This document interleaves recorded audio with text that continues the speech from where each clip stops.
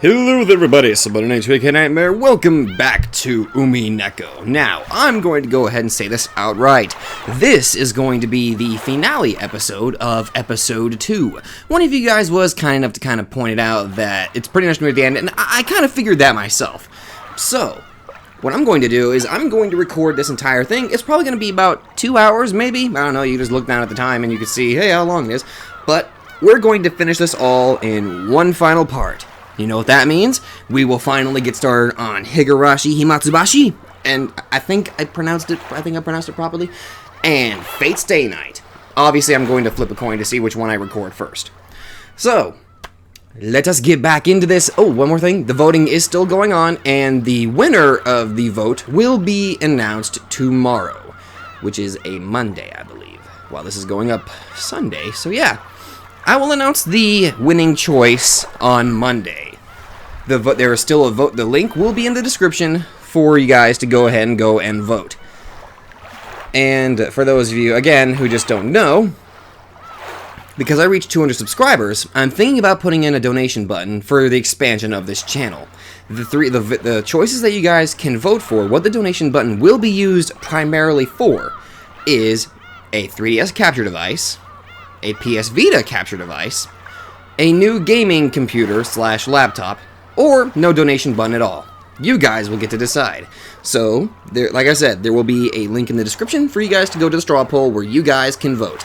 Also, comments are allowed. I kind of made sure that option was put there, so that way you guys can put in your own little comments and all that. But anyway, let us jump right back in and finish Umineko episode 2.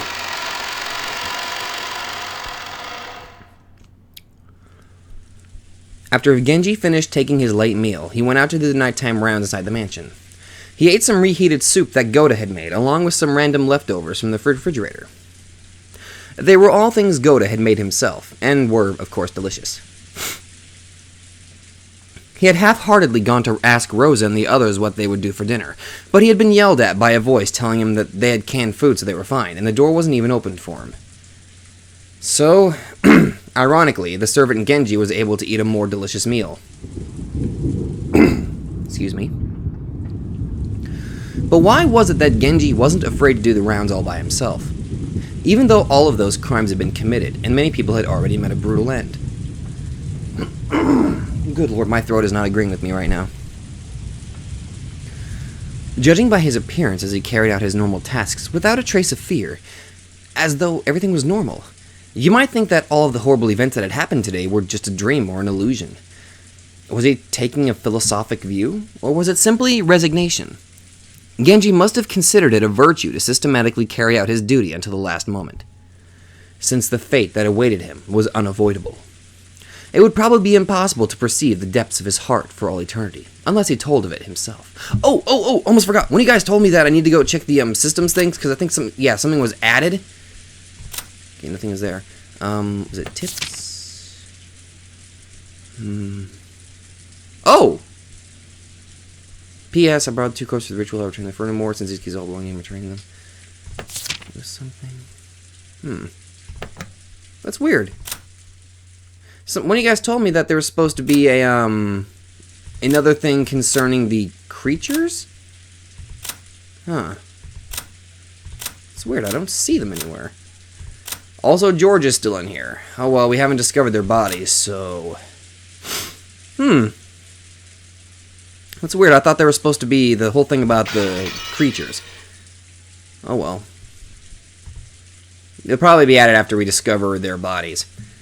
Because he had given the master key back to Rosa, the places he could go to were extremely limited.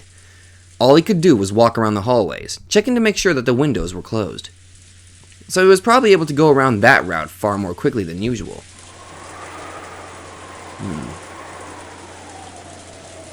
Oh.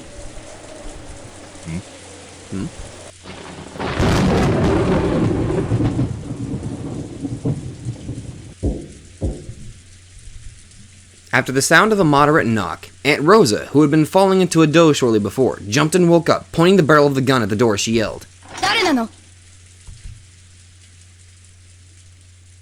I was napping in a sofa, and that voice also brought me back to reality. Oh, am I a battler again?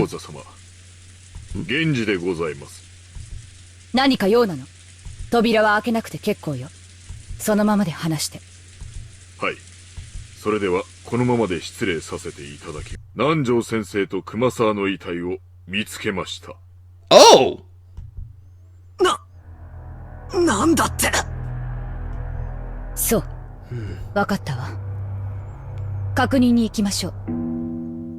死体を見ない限り、私は誰も信じない。They were outside. Huh. 大丈夫だよ、バトラー。マリアといれば、絶対に大丈夫。Maybe my face was shadowed with anxiety. Maria grasped my hand with her small hand and spoke softly, trying to give me courage. Since it was Aunt Rosa's job to ready the gun and stand guard, it fell to me to remove the barricade of sofas. When I finished, I took a backward glance at Aunt Rosa, who was pointing the barrel of the gun over my shoulder, and opened the door. ケンジさん、二人の死体はどこに？中庭です。 Okay, so that could possibly go again with the human theory. Perhaps they were thrown out the window. ご案内いたします。バトラ君待って。念のため部屋の戸締まりを確認していくわ。ちょっと待ってね。Aunt Rosa called me to a halt to prevent me from going on ahead and began to carefully check the locks on each of the windows. But those locks had already been checked once. It felt kind of unpleasant, as though she suspected that I might have secretly unlocked them when she wasn't looking. No, maybe Aunt Rosa was right for being this cautious.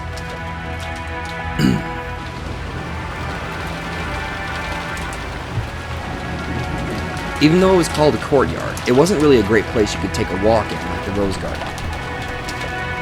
On the contrary, since it was surrounded by the mansion on all sides, it made you feel a little discomfort, as though it was telling you that even if you tried to escape to the outside, you couldn't escape from the mansion. On the other hand, thanks to that, even though the violent winds could be heard, the wind itself was blocked. Genji-san held out an umbrella, but Aunt Rosa ignored it. She probably wanted to say that the gun took two hands, and it would be dangerous if she took the umbrella. Even without Genji-san pointing his finger, we understood immediately. Right in the center of the courtyard, we could see where Dr. Nanjo and Kumasawa-san lay. Aunt Rosa entered the courtyard without even opening an umbrella. So Genji and I also entered the courtyard without opening an umbrella. Only Maria opened her umbrella. マリア、これはあれだな。おお、第7の番と第8の番だね。なるほど。確かに源氏さんたちが言っていたように、二人の首にはひどい傷があるわね。すごく鋭利ね。まるで日本刀か何かで切ったかのようにすっぱりね。That gaping wound on their necks definitely made me want to avert my eyes. But after seeing the Halloween party in the chapel, even though I thought it was horrible, it was no longer enough to make me feel sick. More importantly, my gaze fell to their legs. On Dr. Nanjo's knee, on Kumasawa-san's ankle. Driven into each of them was something like a knife, or a stake with a demonic decoration. It must have been the same as the one that had pierced Jessica's back. これは何なの？ジェシカちゃんの時と同じね。何かオカルトの儀式のつもりなのかしら。わかりません。彼らの遺体を最後に見た時にはこのようなものはありませんでした。使用人室から運び出された後にやられたのでしょう。 The one that had been stuck into Dr. Nanjo's knee was still standing erect, but the one that had been thrust into Kumasawa-san's ankle might have been a little shallower. It had come out and fallen over. So by looking at that one that had fallen over, for the first time I realized that it wasn't a knife, but something like a stake.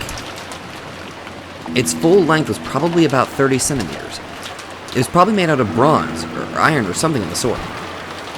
Even without touching it, I noticed that it had some weight to it. It was composed of a grip and a cone-shaped part, and it was obviously made to be a piercing weapon. Maybe it seemed like a miniature version of those lance western knights used on horseback. The ditch that had been inscribed in a spiral shape made it look also like a drill. However, the grip had an occult-like design of a demon or something. So instead of a weapon used in war, it felt like something that would be used in a ceremony to offer up a sacrifice. 間違いない。つもりなんだな。第7の番に膝をえぐりて殺せ。第8の番に足をえぐりて殺せ。待てよ。それじゃ第4、5、6の番が抜けちまう。 Nope. まさか。 That's right. Why is Genji-san alone? If something like this had happened, why shouldn't George Aniki, Goto-san, and Shan-chan be here? Why was Genji-san alone? どういうこと？ジョージ君たち3人はどこへ行ったの？ They're dead. 夏日奥様のお部屋を探し物に行きたいと言ってました。お出かけまだお戻りになりません。なんだって。 Start the music. 出かけたってのはいつ頃の話なんだよ。2、3時間前のことだと思います。そんな、なんでそんな大事なことをやっちゃなくて、なんで不審に思わなかったんだよ。常に一人使用人は待機していなくてはなりません。彼らが戻るまで待機しているのが私のお務めでした。 Was Genji-san really this much of a robot? This is bad, this is bad, it's really bad. Dr. Nanjo and Kumasawa-san had been killed in this way, which meant that 3 people had already been killed. We ran towards Aunt Natsuhi's room, with a touch of anxiety and just as much resignation.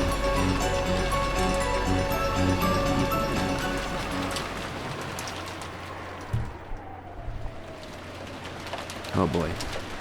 Before we even saw the inside of Aunt Natsuhi's room, we were imprisoned by a certain resignation. On that door, a bizarre scribble. No. Filth? Anyway, this wasn't a normal situation, and without opening the door, we were able to imagine what was inside that room. On the face of the door, how should I say it? Hands had been heavily painted with the same red paint that the magic circles from before had been drawn with, and had been banged on the door, scratched it, dirtied it. It was dirtied like the aftermath of a kindergartner playing in the mud. I didn't know what it could mean. The bright red paint that had been slathered on was dripping down, and even though no one said it, it made us think of blood. ゲンジさん、開けてください。 Aunt Rosa held her gun up high and ordered Genji-san to open it. Genji-san approached the door without being particularly troubled by that stuff on it, and turned the knob, but immediately turned around, shaking his head. It was locked. Right now, there was only one person in this mansion who could lock and unlock doors at will. Aunt Rosa. This time, Genji-san asked Aunt Rosa to unlock the door instead of the other way around. After making a slightly unhappy face, Aunt Rosa handed me a master key and told me to open the door. バトラー君、これで開けてもらえる。そのくらいのこと、ケンジさんを信用しても。 Aunt Rosa glared at me with an intense gaze. Getting into a fight here would only make the environment turn even more sour. She can't even trust him to unlock the door. Without talking back anymore, I approached that creepy door and tried the knob. It didn't open. It was definitely the resistance of the lock. I stuck the master key into the keyhole. There was a light resistance. While listening to Aunt Rosa, she told me to take care. I opened the door without taking any particular care. Yeah, this is... Oh, yep. Yep. And then, there was a scene laid out before us that didn't betray my expectations at all. ひどい。やっぱり第4、5、6の番の再現だったんだ。 I heard first things first. That there. And system. Alright. Oh, wow. Died in Natsuhi's room with her forehead pierced by a weapon shaped like a stake. At the 4th twilight, gouged the head and killed. She got to spend her last moments with the man she loved. Died in Natsuhi's room with his chest pierced by a weapon shaped like a stake. At the 5th twilight, gouged the chest and killed. The cook was cooked. Wow. That was rude. Died in Natsuhi's room with his stomach pierced by a weapon shaped like a stake. At the 6th twilight, gouged the stomach and killed. These two might have ended up at the second twilight. I remember that. And Kinzo is nowhere to be seen.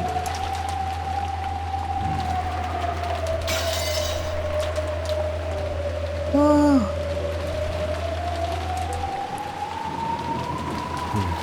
The inside of the room looked as though a robber had just broken in.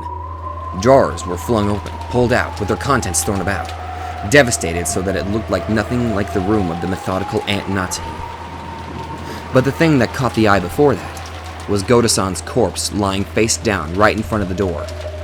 Right in the center of his chest, almost as though it had been stuck there to finish off a vampire. One of those demon stakes from before had been rammed in. Exactly how far could it have reached after being stuck that deeply into his chest? Just imagining it would cause anyone's chest to hurt. 胸をえぐれば第5の番だったか。 Oh. Maria grabbed my hand. Her expression looked just like normal. But maybe she really was afraid of the aura in this room where 3 corpses lay. And along the wall, farthest into the room, George Aniki was dead. This time, one of those stakes had been rammed right in the center of his stomach. Was gouging the stomach the 6th twilight?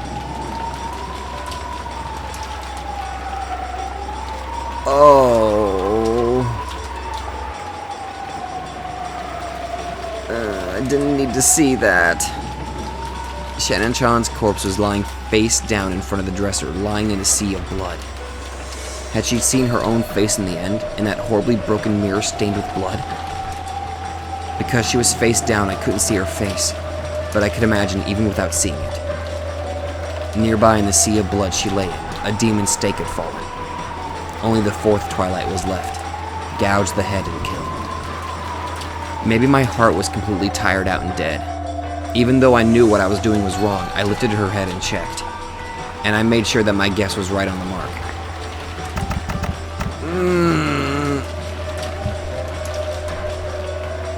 There was a gaping hole in Shannon's head, and her insides were dripping out. Not only that, you could even see inside her. After seeing that, I finally noticed that what I was doing was wrong. I immediately averted my eyes, but by now it was probably pointless. こらバトラ君、警察が来るまでそっとしておかないとダメよ。勝手に触ってどういうつもり？せっかくの現場証拠がおかしくなっちゃったらどうするのよ。 Wait, what do you think you're doing touching it? It? And Rosa got violently mad at me and even tugged at the back of my collar. I tottered limply and fell on my butt, and gazed dimly up at the ceiling. マリア、おこれで第8の番まで終わっちまったな。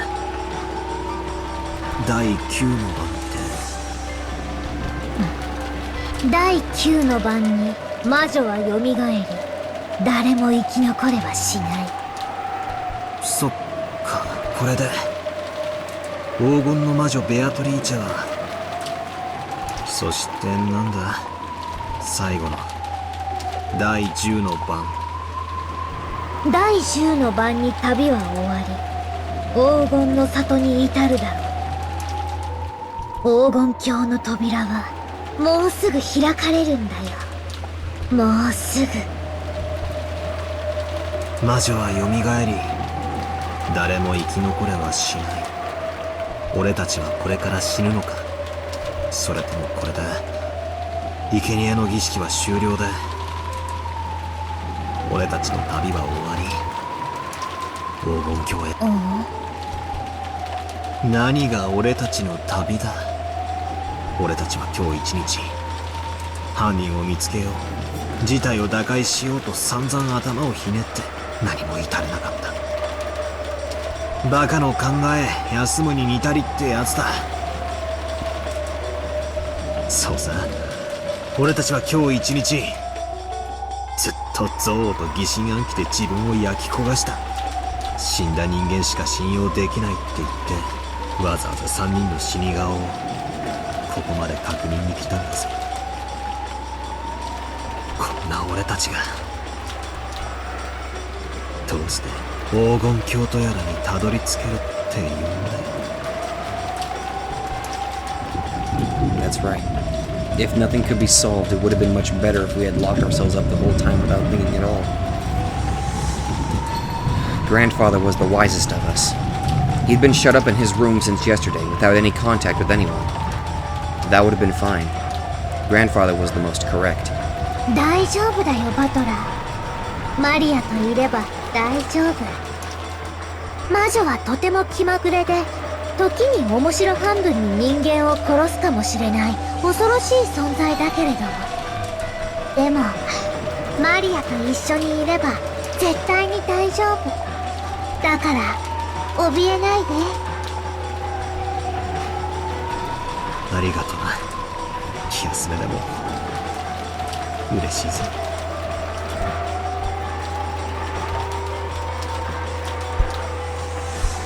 After Aunt Rosa finished investigating their deaths, she proclaimed that she would seal this room again, chased the rest of us out, stole back the master key she had lent me, and locked the door again. It seemed that George Aniki had been holding the original key to Aunt Natsuhi's room. She had also collected that. Wait a second. She had all the master keys in her hand. And if the original key had been shut up inside that room, wasn't this another closed room? Is this the fourth closed room?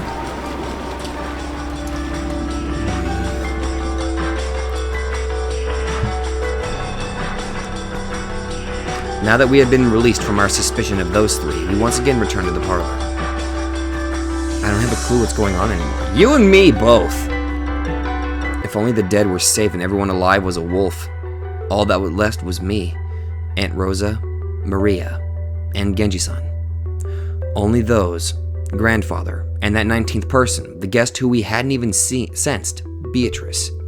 13 people had died, and 6 were left.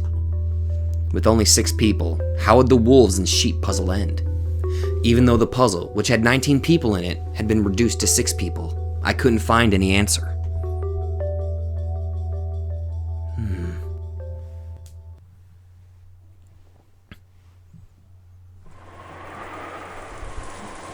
We returned to the parlor. I felt a little anxious that, while we were gone, a creepy magic circle or something might have been drawn on the door to the parlor, but thankfully there was none. ありがとう、源氏さん。ここまでで結構よ。あなたも今日は休んでください。かしこまりました。これで休ませていただきます。おい、ローザおばさん。この状況下で、源氏さんをたった一人で過ごさせるっていうのかよ。Yeah, of course she is. そうね。とても危険なことだと思うわ。でも、ならなぜ彼は無事なの？彼は3人が夏日姉さんの部屋へ向かった後、ずっと一人でいた。なのに無事だった。狼と羊のパズルよ。最も弱い立場となる孤立した羊が無事な理由は何？狼がたまたまいなかったんだろ。違うわ。それが羊じゃなかったからよ。源氏さんが狼だって言うのかよ。彼は一人で厨房にいたそうだけど、それは証明不能よ。南條先生たちの死体を運んだり、ジョージ君たちを殺したりできたのは彼かベアトリーチェだけなのよ。待てよ。その論法じゃ誰だって。バトラ様、お気遣いをありがとうございます。私は信頼を勝ち得るのは常に100の言い訳ではなく、一つの誠実であると信じています。たとえ信頼をいただけなくても、私は最後まで誠実でありたいと思います。源氏さんなら決まりね。あなたが本当に無実なら、それは明日やってくる警察が証明してくれるわ。だからそれまでの間、あなたを疑いから外すわけにはいかない。 Can't wait to see her freaking psyche break, Rosa, whenever he ends up being dead. What's gonna be your excuse this time, huh? 長年後宮家に仕えてくれたあなたにこんな仕打ちをするのは本当に心苦しいんだけれど。 Liar. I know exactly how you feel about the freaking what you call furniture. I know you're a fucking liar. 今夜は分かってください。そして明日になったらもう一度仲直りさせてください。 Liar. Genji-san gave his head a small shake. 今日も明日も私は後ろ宮家の使用人であり続けます。ご用がありましたらいつでもお申し付けください。それでは失礼させていただきます。 Half expecting her to immediately just say, I can't trust that wolf. After hearing all that, there was nothing left to say. Genji-san bowed deeply and left down the hall. Come on, Rosa, piss me off. Oh, never mind. And we entered the room. Even though Aunt Rosa still held all of the master keys herself, she thoroughly checked the inside of the parlor again. She opened the curtains and checked again to make sure the windows were locked. As I watched, how should I say it? I felt like it didn't really matter anymore. If I said anything unnecessary, it would turn into another fight. For a while, I gazed at her from the corridor, figured I had waited just about long enough, and entered the parlor behind her.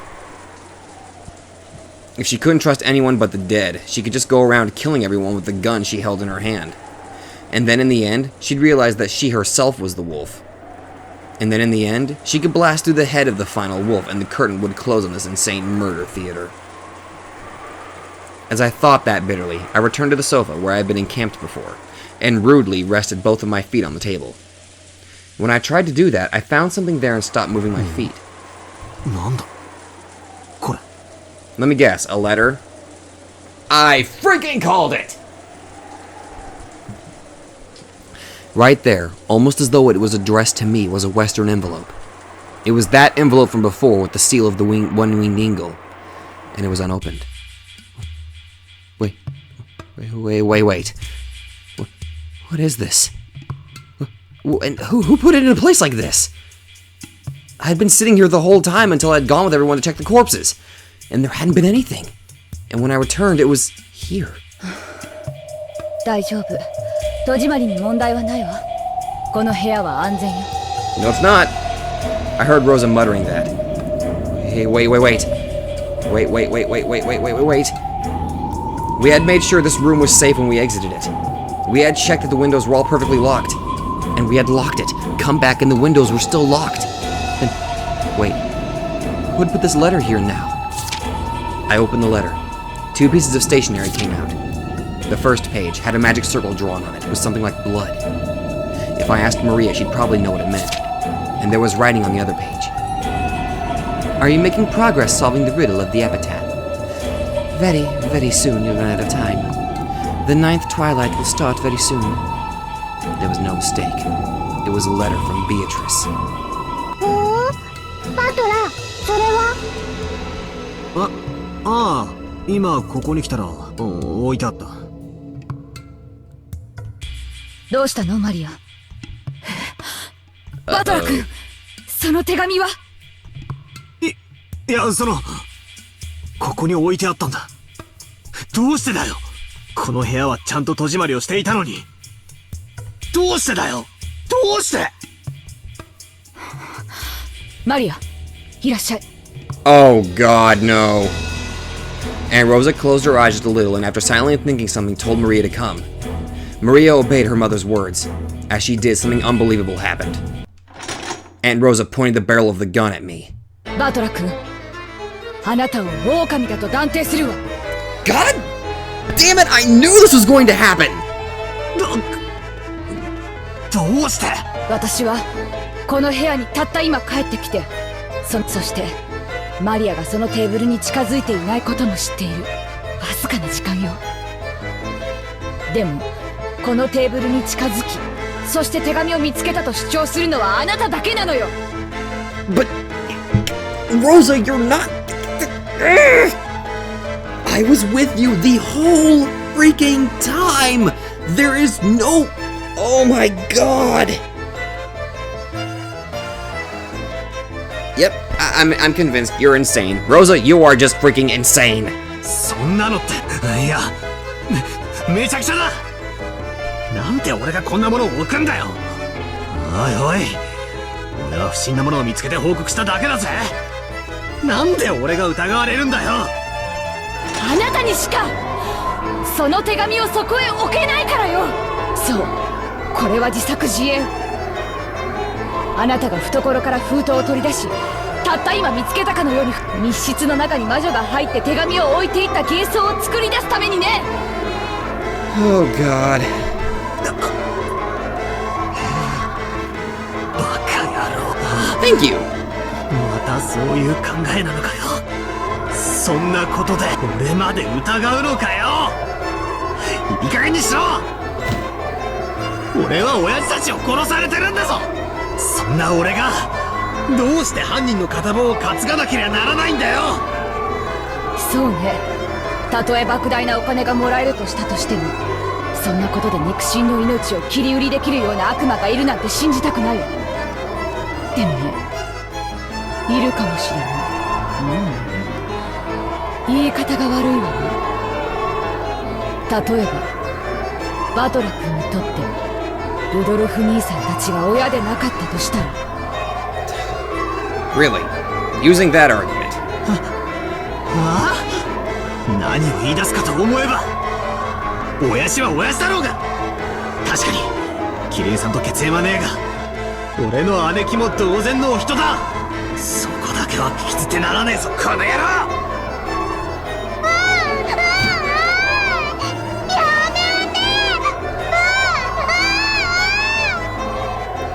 言うのをやめなさい。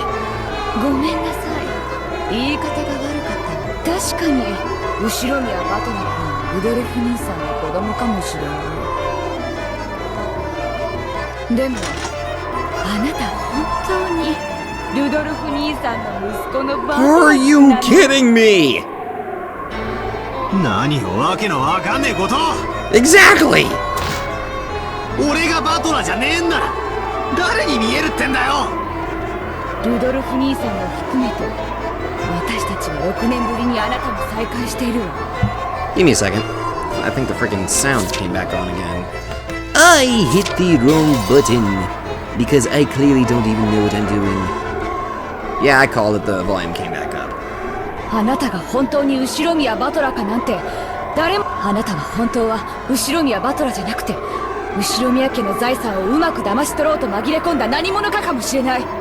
あなた自分が後ろ宮バトラだとはっきり証明できる。 You're an idiot. 今この場で。いい加減にしやがれ。俺は俺だ。後ろ宮バトラだ。そこまで疑い出したら、あんただって本当に後ろ宮ローザなのかよ。 Haha! 自分は自分だ。他の誰でもね。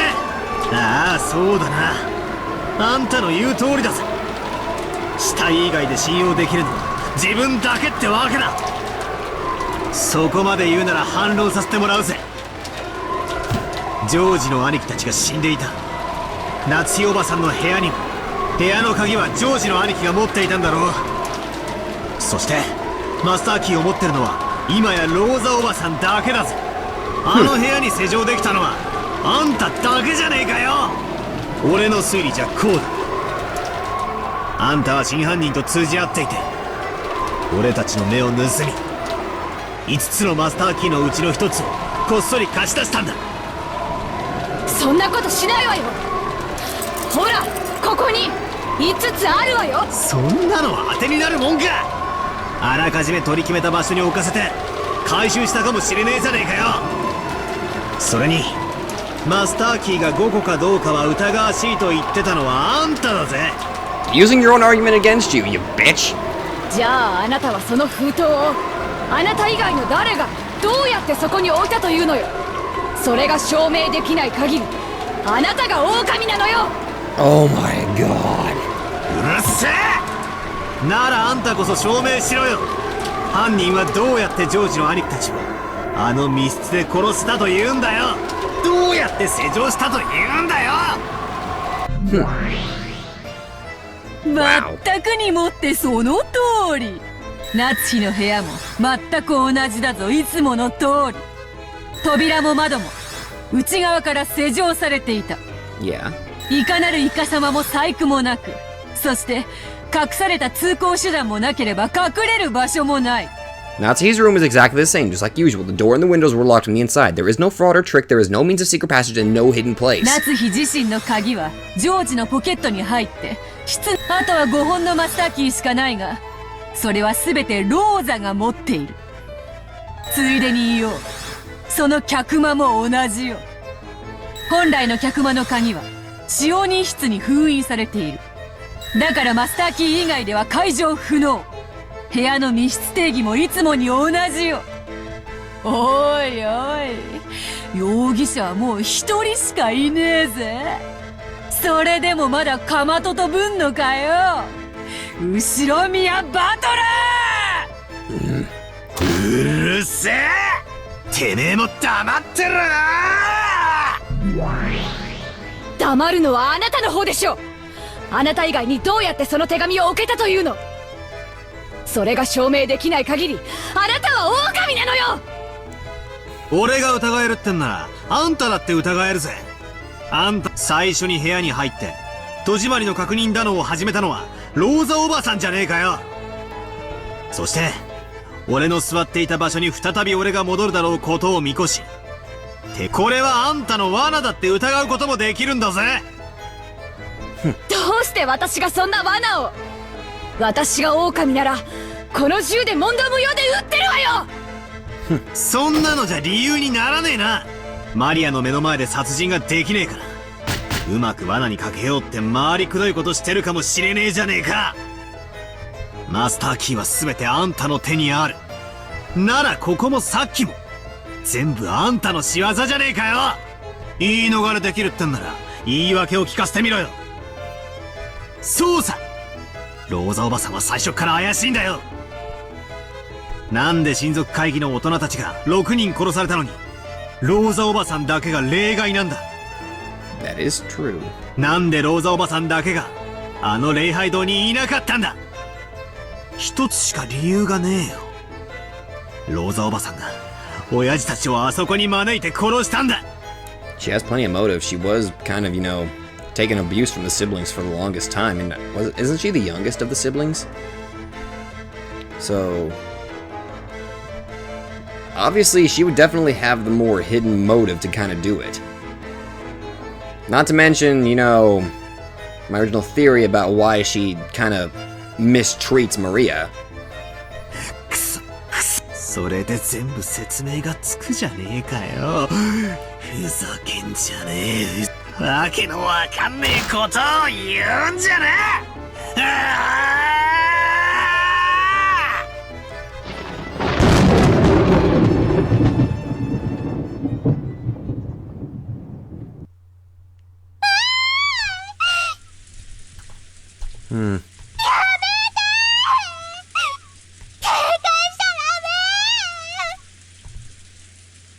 Mama too, Battler stuff. 誰も悪くないの。バトラもママも悪くないの。これは全部魔女がやったんだもん。魔法でやったんだもん。誰も悪くない。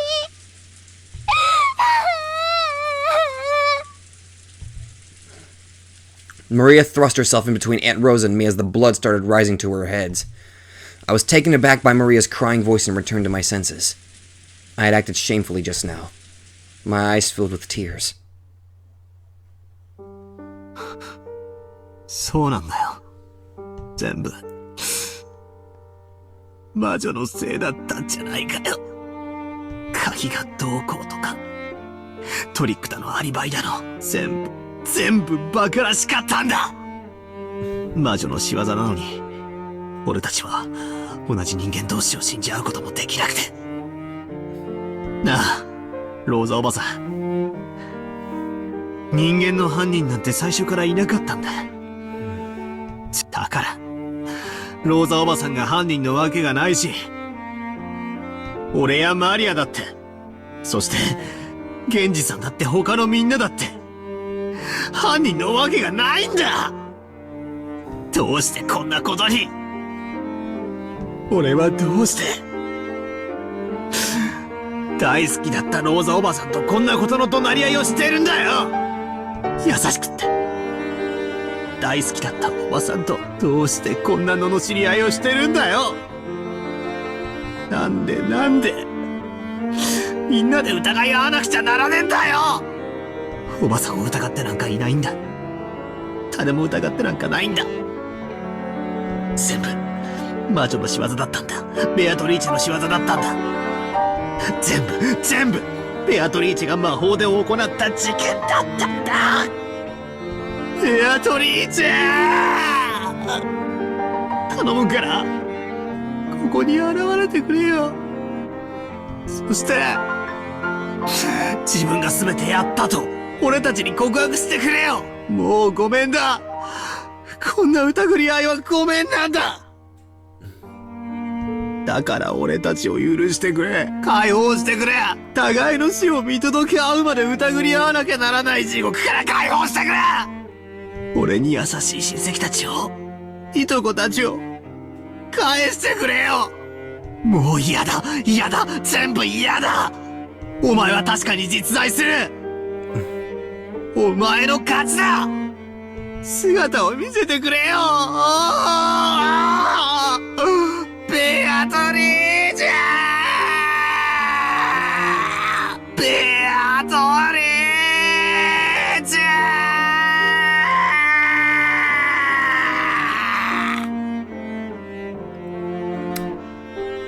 Holy shit, you just sounded like Kenzo.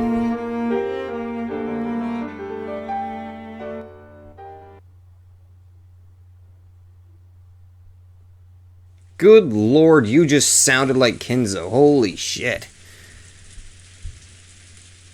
私はまだ生きているのか? Huh? Apparently some time ago, Kenzo had fallen into a doze. He searched for his spectacles and looked at the clock. It was 10 p.m. あやつの儀式はあってどこまで進んだのか。時間的にはもうだいぶ進んでいなくてはならぬ頃だ。 Kenzo lifted his heavy body from the chair and approached the portrait of the witch that he had gazed at every day. ベアトリーチェ、もうじきお前の微笑みに再会できる。死んでもいい。お前の微笑みがもう一度見られるならこの命は惜しくない。だから交渉だ。お前もう一度会わせてくれ。そして愛を誓わせておくれ。私の罪を謝らせておくれ。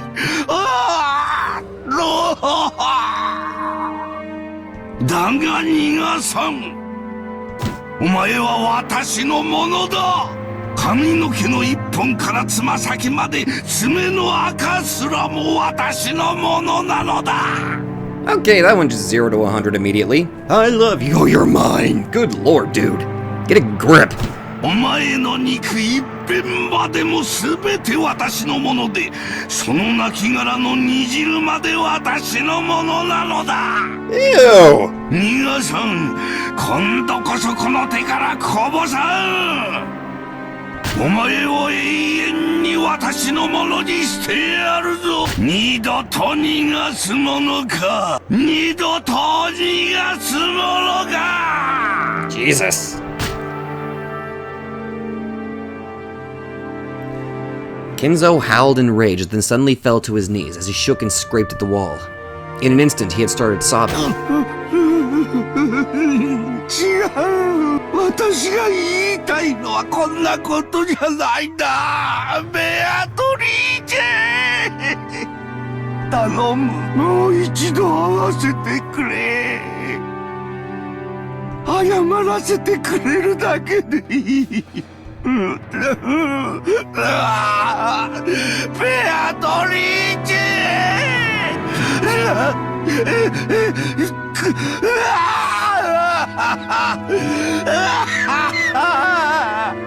Give an award to the voice actor, good lord. お前が愛しい恋しい。私が間違っていた。お前が微笑んでさえくれれば他には何もいらなかったんだ。私が間違えた。私がそれを取り返しのつかないことをしてしまった。 I did something that cannot be taken back. その償いに残りの全ての人生を捧げた。お前に詫びるために、私の罪を償うために、全て捧げたんだ。頼む。私の死の際でもいい。せめてお前に一言謝らせて。ベアトリーチェ。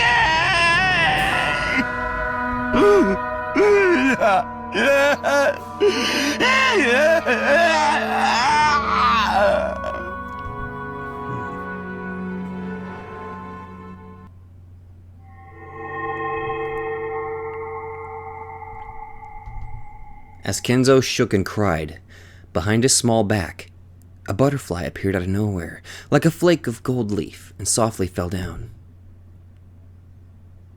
You fool, Kenzo. Do you think a woman exists who would fall for a man's tears? Well, even if it wouldn't make a human woman fall for you, it might for a woman who is not human. Kenzo, do you remember that musical piece of chess you played with me, which was still ongoing? Kenzo, as though he had suddenly remembered something, approached the chess set. It was as it had been during the game he had played with Nanjo until yesterday. After removing the chessboard to mow off all the pieces, he began to line the pieces up one by one. It was the setup for an ongoing game. そうだ。こうだ。私はクイーンを勧めた。とても良い妙手だった。お前には少々きつすぎるかもしれん一手だった。お前は駒を見捨てるか見捨てないかにずっと悩み。Kenzo waited with the opposite seat empty. Surely, very soon, his opponent would appear there, and he would be able to restart this game again. You fool, Kenzo. You want to apologize? You want to see my face again? You want to make my smile an eternal thing? Why can't you say a much simpler word, even though that is the sole element of the world? At that time, Kenzo muttered, "A prayer? An entreaty?" It was probably best to just call it muttering. お前を愛している。Beatrice.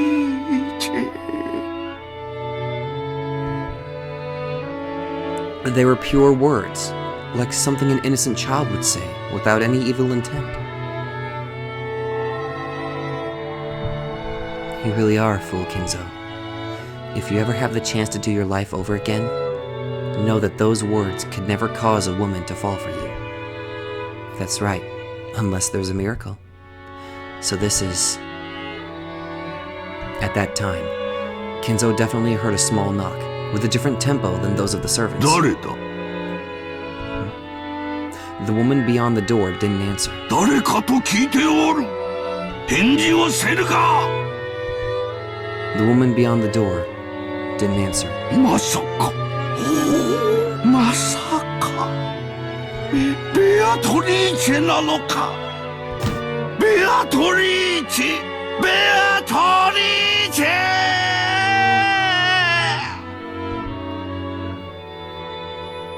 The woman beyond the door answered. At the 9th twilight, the witch shall be revived and none shall be left alive. Hmm.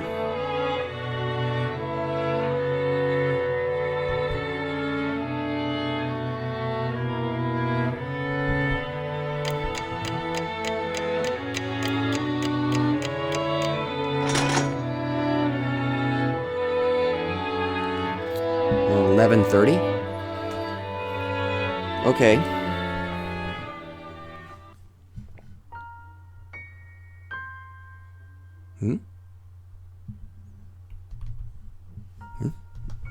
okay, I guess I kind of have to do this again. There we go. We'll use this one. I like this one.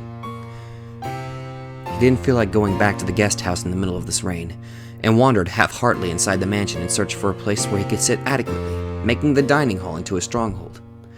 It wasn't even locked. He thought that maybe the shapeless murderer or the golden witch would come to kill him now that he was isolated. But he no longer thought about confronting the culprit. On the contrary, he didn't even feel like using the locks to block the culprit. He wanted that person to come at him openly, from the front. If it was the murderer, he thought he'd ask them to tell about some of those wonderful closed-room tricks as a parting souvenir. If it was the witch, he thought that she would at least take his life with some wonderful magic. However, ironically, neither of these two came to meet Balor. Balor opened the liquor cabinet on his own and enjoyed the liquor to his heart's content. No longer was there anybody anywhere who would have a problem with him drinking alcohol. He boldly set both of his legs on the extravagant tablecloth and savored the high-quality liquor, which probably had a mind-boggling price, tilting down each one of the bottles. At that time, someone knocked. Balor realized that someone had finally come to greet him. おー、鍵なんかかかってねえぜ。誰でも入ってきてくれ。そして自己紹介を頼むぜ。人間なら名前を名乗ってくれ。ベアトリーチェだってんなら3サイズを教えてくれ。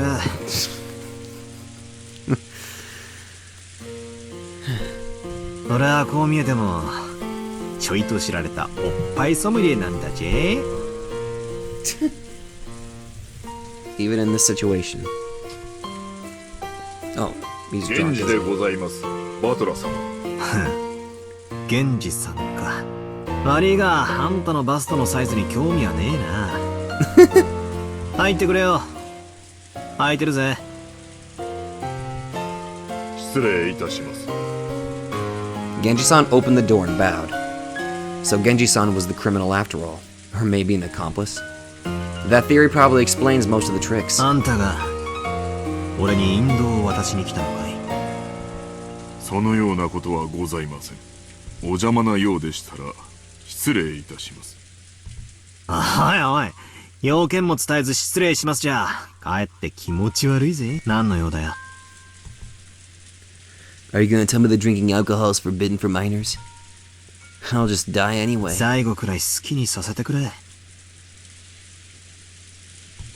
バトラ様は死せる最後のわずかな時間をそのように怠惰に過ごされることをお望みですか。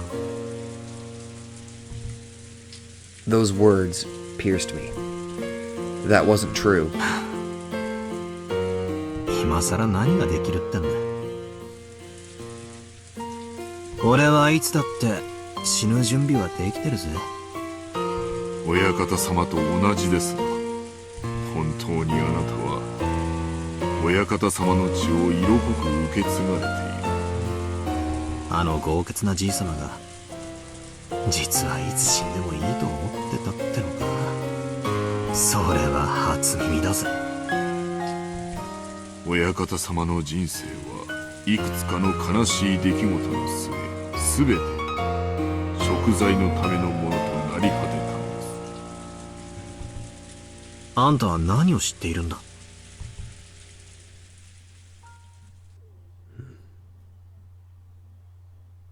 ベアトリーチェ様の儀式も第8の晩までを全て終えました。Hmm? もう I believe that I can now tell you お話ししてもよいか。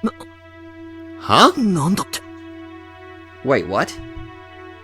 My drunkenness was completely blown away. I lowered my feet from the table and listened carefully to hear what kind of words Genji would say next. バトラ様、親方様の書斎へご案内申し上げます。親方様たちに直接お話を聞かれるのがよろしいでしょう。 Hear it directly from... Hear it from じい who? 様たち。おい、それは一体どういう。 What's going on here? こちらへご案内申し上げます。バトラ様。 After Genji-san told me to follow him, he started to walk down the corridor. I threw my drunkenness off completely and went after him. What the hell is going on? We climbed a big staircase towards the 3rd floor. Genji-san stopped walking halfway. He then turned back and spoke. バトラ様、これを理解できぬものを見るでしょう。 Genji was aware? 脅すなよ。理解できねえもんなら、今日嫌になるほど見てるぜ。 Wait, so Genji was 100% completely aware of all this shit. 見えるものを見えるがままに。 What you see is as it 聞 appears. こえるものを聞こえるがままに受け入れてください。なぜも何も何も必要ありません。バトラ様はただ真実を知ることになるでしょう。 The truth. それをお認めになるかお信じになるか、あるいは否定されるかも。すべてバトラ様にお任せいたします。 Genji-san checked one last time to see whether I was prepared to know the truth. The 8th twilight had already ended, and at the 9th twilight, the witch would be revived and nobody would be left alive. It meant that Beatrice was already being revived, and probably none of us would be allowed to live in return. If I was going to lose my life anyway, I wanted to know the truth in the end. It didn't matter how hard it might be to accept.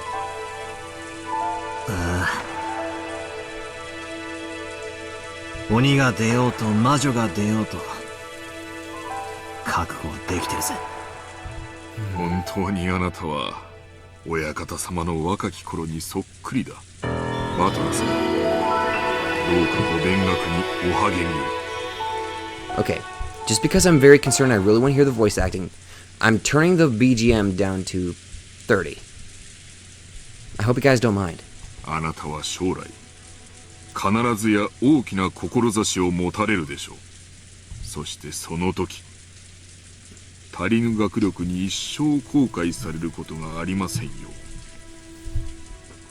Something's going on. 勉学に勤しめる機会がもらえるならぜひな。 It felt like Genji-san's silence forced me to consider that resignation of mine more deeply.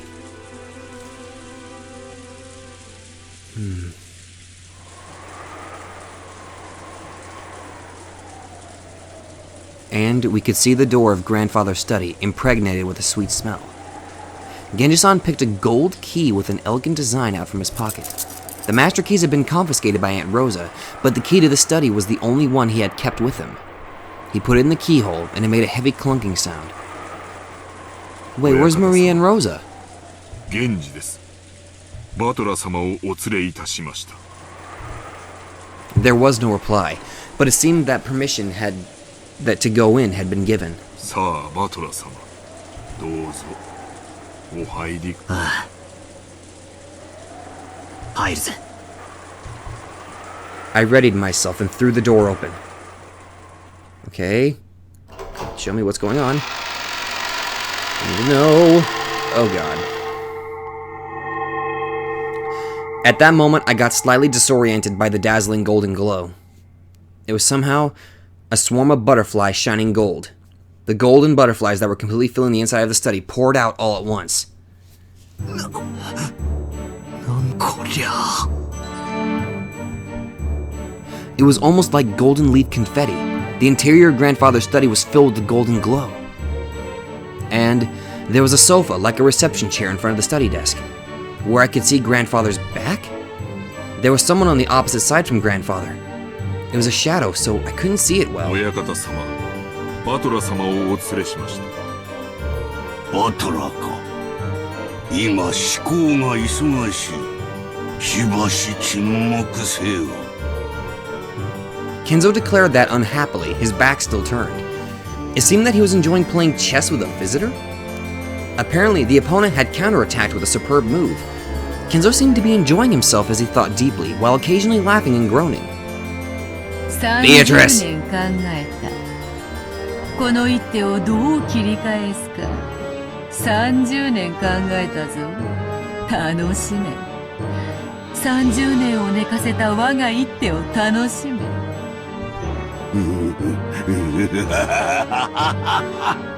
まことにこの一手は味わい深き熟成された一手よ。楽しい楽しい。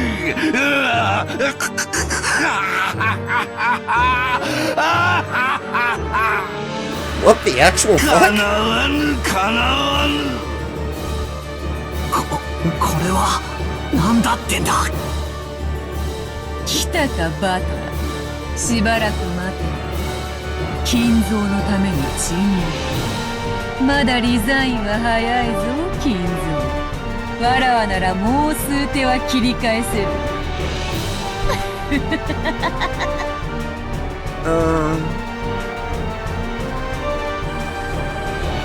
It should have been my first meeting with that witch. However, I knew this witch.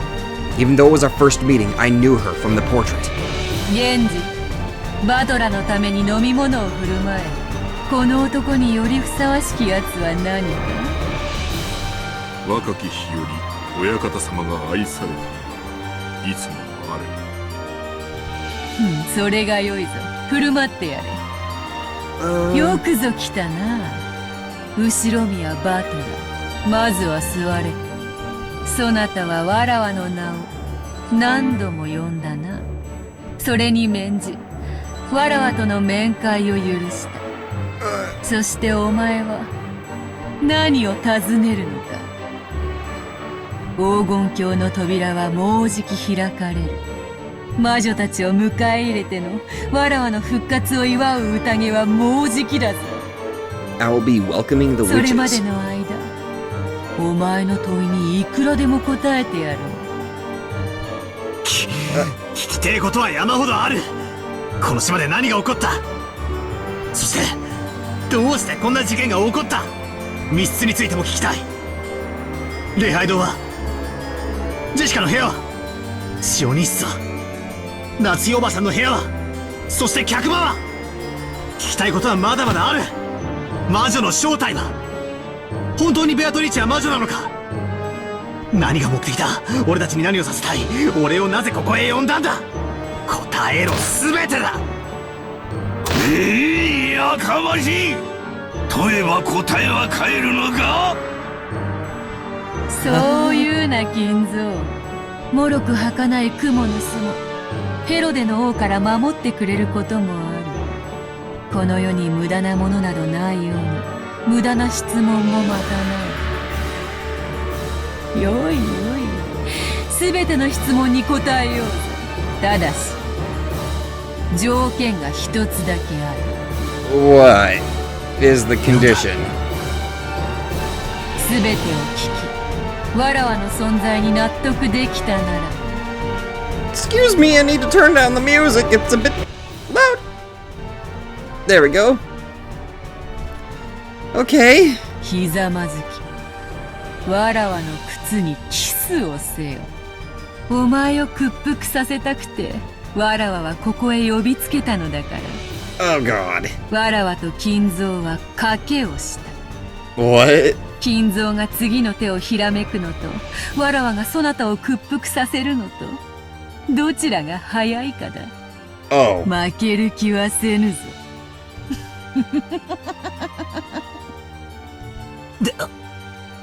でけえ口を叩きやがって。ああ、いいぜ。俺を納得させてみろよ。お前が間違いなく魔女様で、不思議で素敵な大魔法を使えるってことを納得させてみろよ。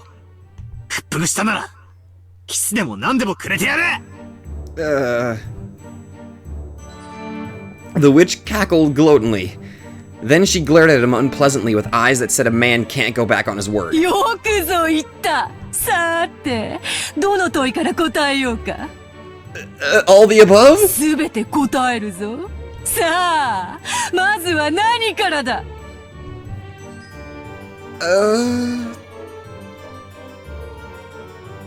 Oh, you can't! Then the witch began to tell everything. All of Battler's questions were answered. Everything made sense. He understood everything. Then Battler had no choice but to admit it. The witch certainly did exist. I think I'm having much more time being able to read this. The rest of the story doesn't need to be told. When the king falls and you are defeated, it is time to reflect on your moves. After that, there is nothing to do but set up the pieces once more. 10. Second game, Turn of the Golden Witch, result.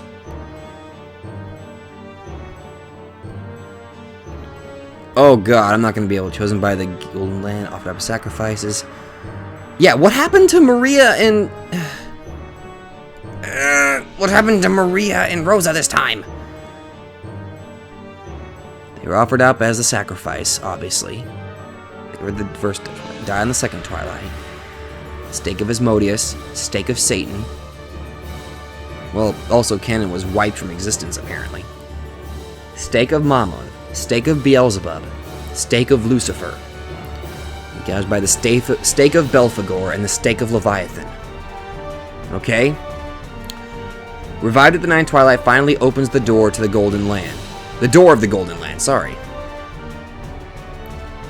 After he acknowledged the existence of the witch and prostrated himself, the witch invited him to the Golden Land. This witch did not invite this woman, who had denied the witch's existence. After she acknowledged the existence of the witch and prostrated herself, the witch invited. He was invited. Will be acknowledged the existence of the witch and be beckoned to the... Will he be acknowledged the existence of the witch?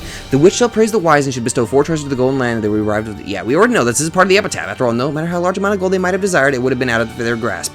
Kinzo chose the person he had loved and lost. Maria chose the lost love of her mother. Genji chose a peaceful sleep.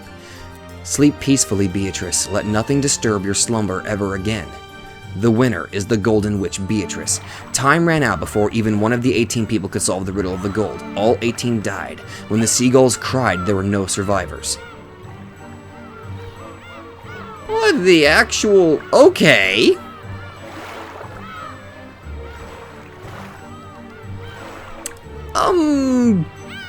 Okay then. Huh. What the Oh. My head hurts.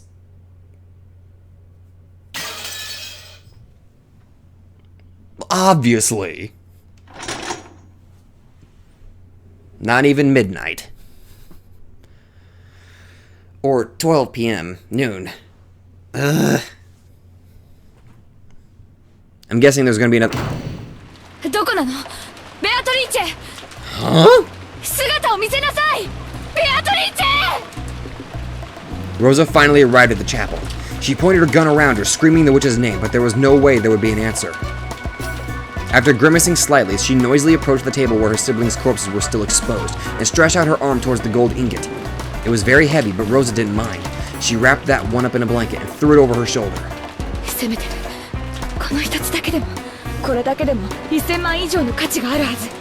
You heartless bitch! Without letting go of her gun, Rosa also carried the gold. Her shoulders were screaming, but Rosa didn't mind.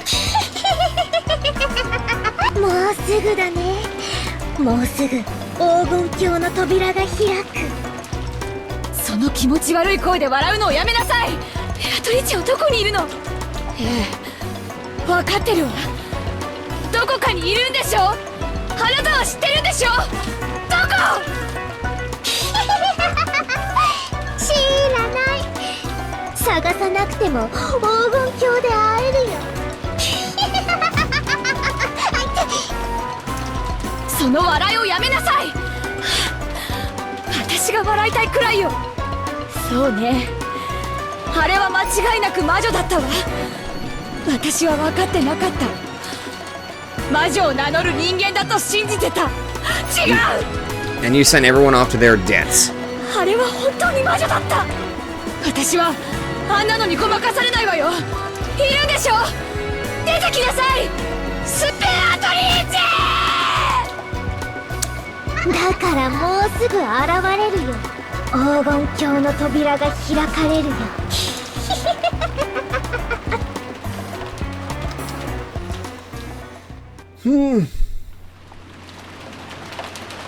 We're still going. I was expecting to take us right to the tea party. Oh! それでよかったのだ。構わん。ルークを捨てるぞ。持てるもの全てを失う覚悟がなければ至ることもできぬキングがお前という女なのだ。追い詰めるぞベアトリーチェ。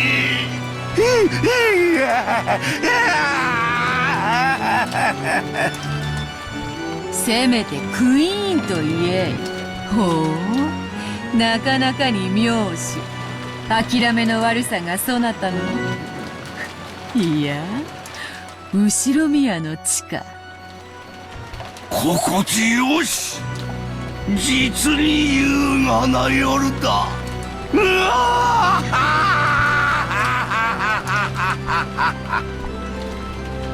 親方様、ベアトリーチェ様、そろそろ宴の時間でございます。 Time for the banquet. もうか。早い。お前と過ごす夜はいつも早く、月がリンゴのように落ち、川面より跳ねる小魚のように日が昇るのだ。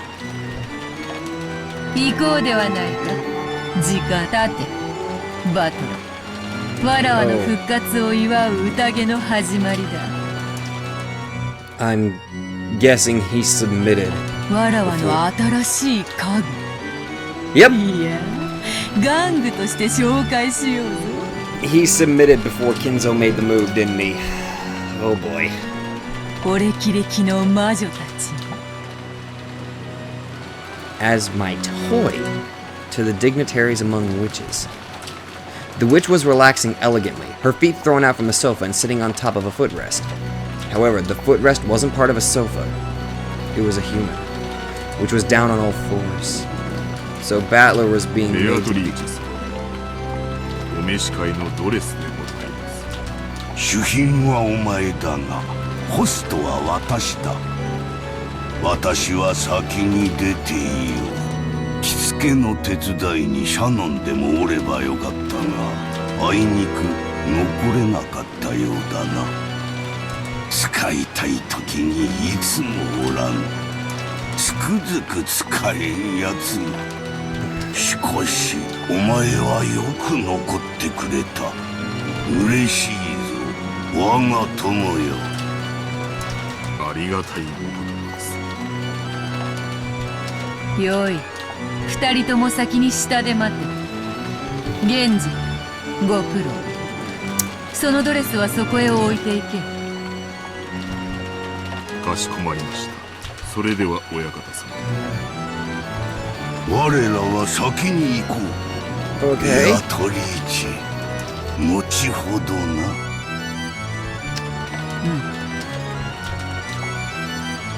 Kinzo and Genji left the study. I have a really bad feeling about it. Oh god. After that, the witch and the dress and the furniture remained. So now な I ぜ have わらわ the が furniture. そなたに肌を見せることを恥じぬかわかるか。 As long as you don't show yourself naked in this little thing, I'm pretty sure I should be allowed to show this. I don't want to get... I don't want to lose my channel over something I can't show. He's not even そ saying なた anything. は家具だからだ。家具。わかるか？家具だよ、家具。家具に体をさらして恥じる者がどこにいよう。だからお前にわらわは恥じる必要がない。 You're enjoying this a little too much.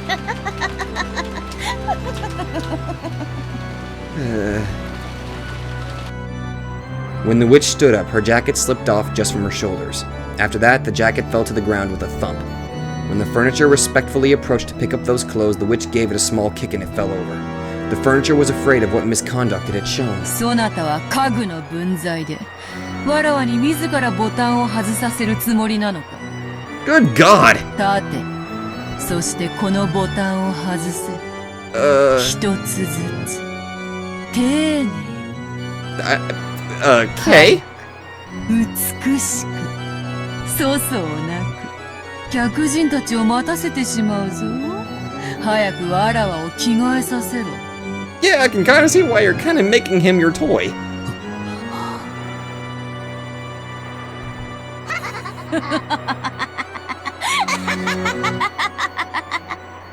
丁寧に外すのだぞ。そなたの目玉一つよりも高価なボタンであるぞ。間違ってちぎるようなことがあったなら、代わりにそなたの目玉を縫い付けてやる。Oh god, that just made me sick to my... Oh god.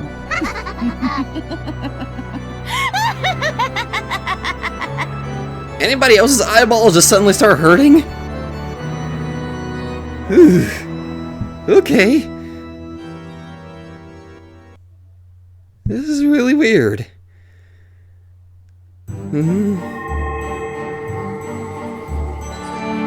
What?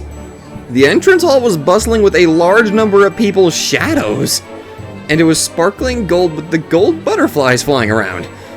The gentlemen in suits and tuxedos and the ladies in dresses looked like they were having a great number of friendly chats. At a glance, it might have looked like a fabulous medieval ball. But they all had one thing in common, and that thing was exceedingly bizarre. Because all of them had goat heads. Eh? I don't know whether it was a goat masquerade or whether they really got goat heads. It probably couldn't be the latter, but in this bizarre world I really didn't know which was true. Kinzo was amongst those goat nobles greeting them. Kinzo's greetings were more respectful than would have been expected, as these were all honored guests. At that time, Genji's voice rang out through the hall. It was a voice calling for silence. That voice stopped the voices of idle chatter, and everyone turned to face Genji. 今宵復活を遂げましたる我らが黄金の魔女、ベアトリーチェ教の5人皆様、拍手をもってどうかお迎えください。 When Genji began to applaud, it quickly spread through the guests and became thunderous applause. And the Golden Witch appeared from the top of the large staircase. As she gracefully waved her hand, followed by the furniture she liked, she slowly descended the staircase. The goat nobles offered unanimous words of celebration in some long-forgotten language, and those who were deeply intimate embraced, filled with joy at their reunion. As the witch offered greetings of reunion, the witch's furniture followed behind her the whole time. There were chains around its neck. These were gripped in the witch's hand like it was a trained dog. The chains weren't there to restrain it. The chains were a restraining device whose only purpose was to injure the furniture's dignity. He wasn't permitted to wear anything else on his body. What the? Wait, whoa, hold on a sec. You were from the... Excuse, you were from the first tea party. And okay, you're Frederica Bernkostel.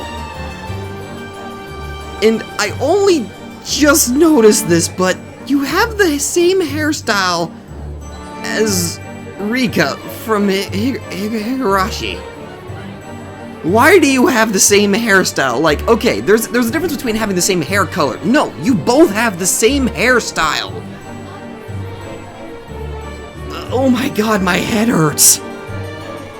One of the young woman goats mixed in with the goat nobles, softly removed her goat mask as the furniture passed in front of her and spoke with eyes that had no light in them. That face looked like it belonged to a long-haired young girl. What the? What the? Oh, Bernkastel-kyo. The fact that it's actually showing me. これはようこそおいでよ。わらわの家具を気に入られたか？いい趣味ね。That's a nice hobby? What? After saying only that, the witch called Bernkostel once again put on her goat mask and was sucked in by the shadows of the other tall goats.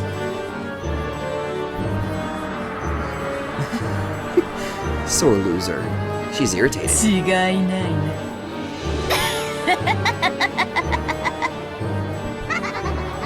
The young women goats giggled, and the witch once again let out a high-pitched laugh. 今宵はわらわのためによく集まってくれた。久々に古今東西の旧友たちが集う魔女の宴を存分に楽しもうではないか。さあ、今宵を食いや飲み明かしすすりやか食いちぎりやかしてとことん楽しもうではないか。時計を見よ。終わりの時間と始まりの時間が溶け合う時を指すぞ。魔女の宴を始めよう。When the witch proclaimed the beginning of the banquet, the large clock pointed to 2400 hours, and the sound of a bell began to ring out. さあ、今こそ黄金の扉を開こうぞ。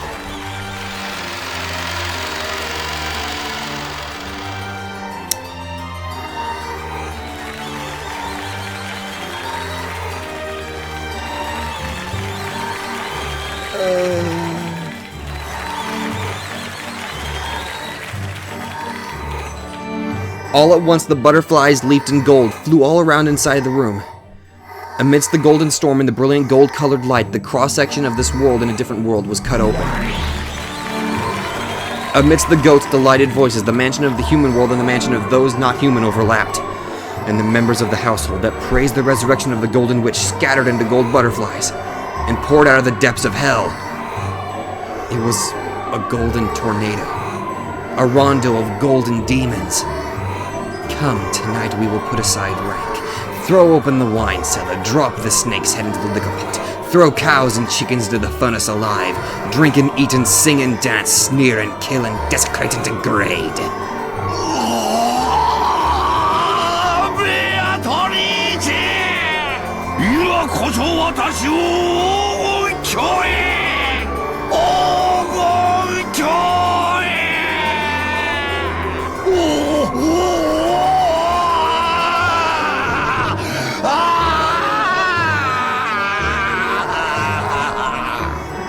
The goat nobles were suddenly crushing in around Kinzo, almost like they were kids demanding the signature of some famous movie star. There were two differences. First, they were witches, not kids. And second, what the witches demanded were not signatures. The sea of goat nobles began to drown Kinzo. Only Kinzo's laughing voice echoed throughout the area.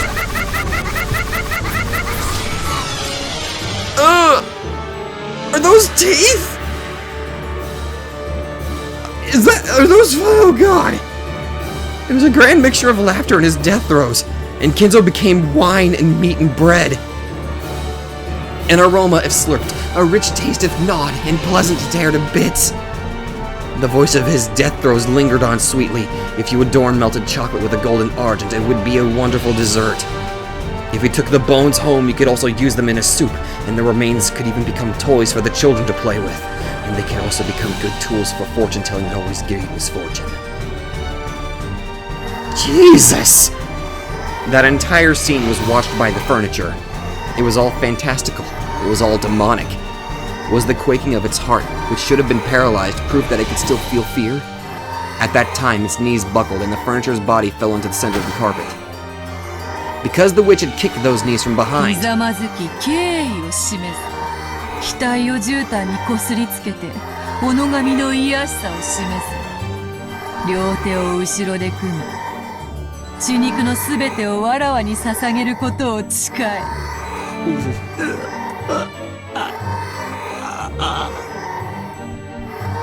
The furniture let out a painful voice. Fear is the most basic emotion humans have. Was that emotion reviving his sense of self, which should have already been killed? まだまだわらわの家具にはふさわしくないか。よい、じっくりそなたをわらわ好みに、そしてわらわにのみふさわしい家具に仕上げてやる。今のそなたにできるのはせいぜい客人の方々を楽しませることくらいか。 The goat nobles were surrounding the crouching furniture. It seemed that their blazing blood-red eyes couldn't hide their ecstasy at this new young food that they had been given. And from the very ugly teeth that stuck out of countless mouths, saliva, and maybe the traces of meat and wine that they had just eaten dribbled down.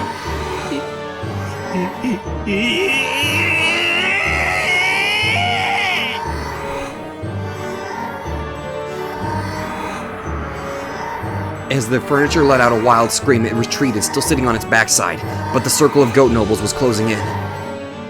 And the furniture looked at the witch's face. It had surrendered to the witch, still believing that the witch would have some compassion. It stared at her face in the end.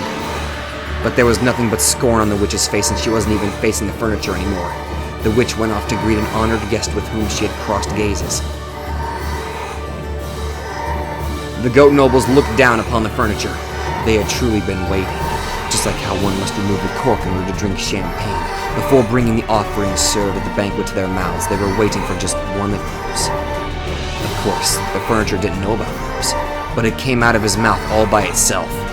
Just like there is certainly a pop when the cork comes out, it certainly came out of his mouth.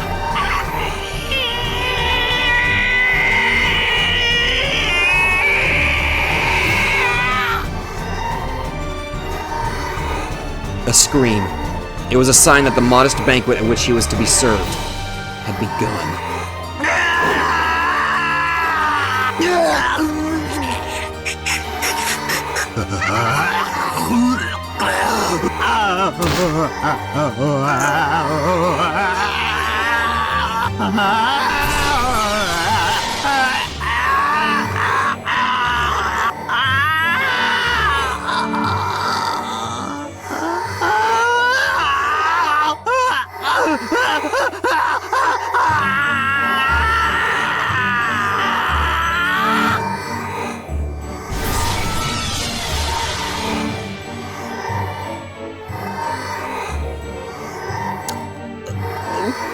Okay.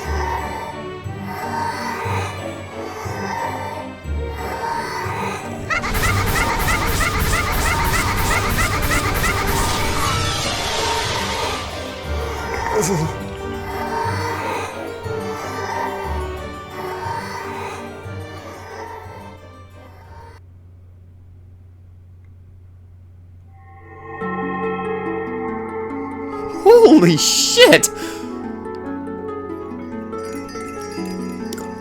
Okay.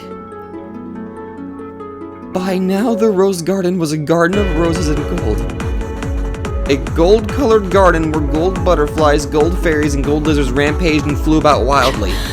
Maria, 早く走って早く早く早く早く Rosa held onto the blanket wrapped around the ingot in the gun, and ran at a speed Maria couldn't catch up with, sometimes pausing to call out at Maria to run faster. Therefore, she saw it every time. She saw the golden pursuers chasing them from the mansion.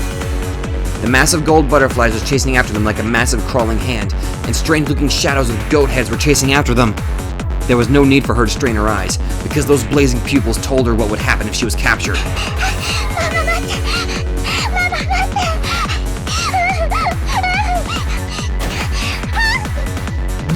Are you fucking gonna leave your own daughter? Maria fell down. For just an instant, Rosa was ashamed by her thoughts of abandoning her daughter running away, and at that instant her feet touched ground as she ran back. The go-head that had sprinted over to get the first bite grabbed hold of the back of Rosa's own child's hair and pulled up.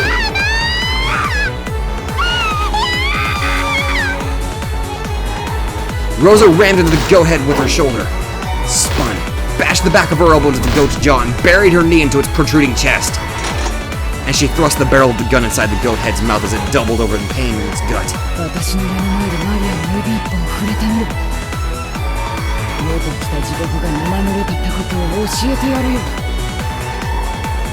Excuse me while I turn down the music again! Oh! The blast from the Winchester's .45 caliber long Colt bullet exploded inside the goat head's throat, and its medulla oblongata was instantly pulverized. The goat-head hadn't understood. It had thought that women were like already opened wine bottles. It had thought that they were wine bottles and that turning them upside down would immediately cause their deep red contents to come out. Maria, who had been released, hugged Rosa. But the pursuers were still coming. They could see the giant goat heads who had been given up pretending to be human running towards them from across the rose bushes. Rosa spilled several extra bullets, which had been in the pocket of her coat, all over the place, and told Maria to pick them up.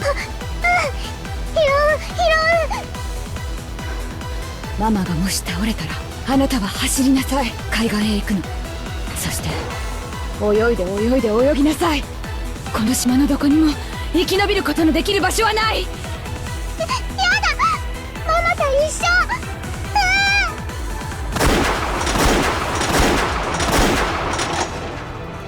Rosa's gun roared 4 times, but even though 4 shots really did hit the massive approaching goats in the chest, they didn't even flinch. The goats ran with a violent vigor as though they planned to crush Rosa and Maria with those massive bodies. 弾を入れて早く Rosa grasped the blanket with the ingot in both hands, and she herself sprinted, pulling it along, without even an ounce of fear of those strange-looking giants. If it's to protect my daughter, I'll overcome even hell. 見せてやるよ黄金の夢ってやつを Rosa's roar, the goat head's roar, the terribly heavy ingot, after picking up a terrible centrifugal force and speed, slammed into the head of the goat head. Rosa pulled a fountain pen from her pocket, but she held it crooked. She placed it in her palm, in the gap between her middle finger and her ring finger so that it stuck out when she made a fist, almost like it was a stinger growing right out of her fist. That stinger sliced into the left eye of the goat as it fell over. Was the goat head's roar a scream? But Rosa's roar was different. She pulled back her fist and slammed it into the fountain pen that was still sticking into the goat head's eye. The pointed tip was gouged into the deep of its head.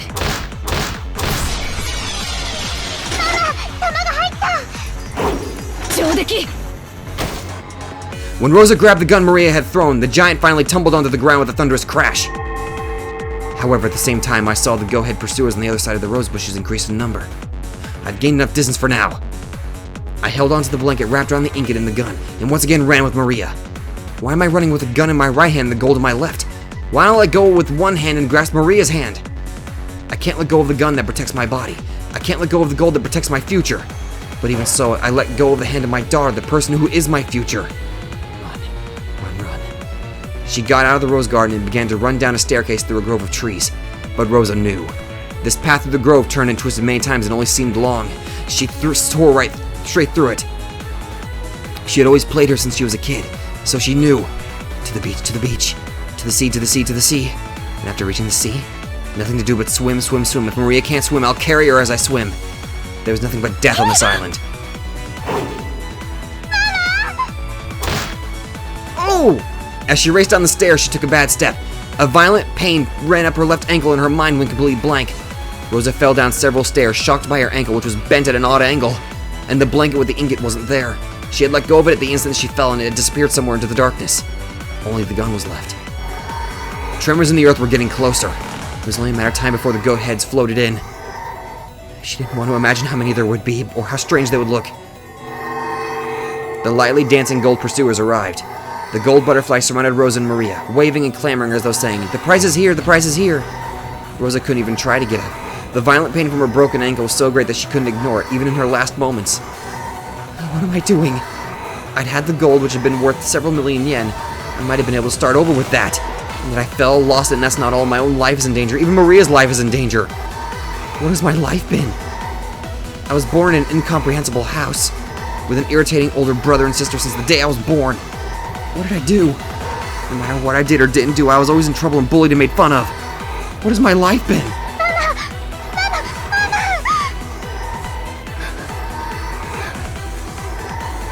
The roar inside Rosa's heart shriveled away and disappeared. It disappeared when she listened to Maria's crying voice as she sobbed and clung onto Rosa. アリアママはちょっと用事を思い出したの先に行っててちょうだいやだママと一緒がいいママが死んじゃ嫌だアリアはこんな悪いママでもママと一緒がいいと言ってくれるのママと一緒がいいママと一緒がいいあなたのことを一番にしているように見せていつもあなたのことを後回しにしてきた運動会に行った授業参観に行ったでもいつもママは世間体のことばかりであなたが瞳にいなかったこんなママとでもあなたは一緒にいたいというのこんな悪いママなのにねえママ知ってる世界にママは一人しかいないんだよいいママも悪いママもいないただママが一人いるだけなのだからマリアは世界でたった一人ママがいてくれればいいそしてママにとってたった一人のマリアになりたいの機嫌が良くて甘やかしたいマリアと邪魔だからいてほしくないマリアは別人じゃないの。マリアもたった一人のマリアなの。だから怖いママも優しいママも一緒。マリアにはママなの。私はだってバカだったの。黄金なんかいらなかった。ただあなただけの手を引いていればよかった。私はなんてバカなママだったの。 The shadows of the goats covered the sky even more than the trees of the forest. Their roars blotted out the world with fear. Rosa, still hugging Maria, readied her gun with one hand. マリア、一緒に行こう。ずっと一緒よ。ママが迷わないようにずっと一緒に。すぐに会えるよ。ずっと一緒だよ。黄金鏡で会えるよ。そしたら一緒に遊ぶの。狼と羊のパズルで遊ぶの。ママはまだ1問しか解いてないけどマリアは全部解いちゃったんだよ。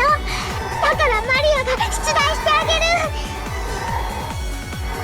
She had bought that as a birthday present, and then hadn't played it for Maria after that night. 遊ぼうね。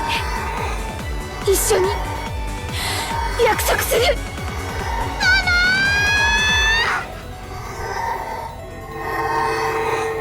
Those eyes, sparkling like red-hot lava, looked just like a group of fireflies. They danced, closed in, and attacked. マリアが込めてくれた銃弾を食らいたいやつから前へ出ろや。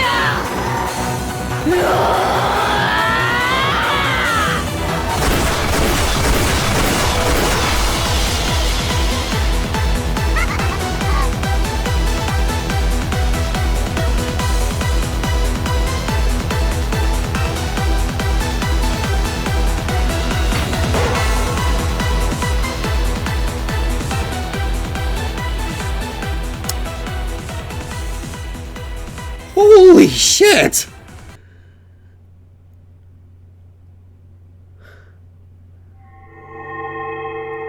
The Golden Witch, in commemoration of this sojourn, has prepared a gift. As for the new elements, please confirm them on the title screen.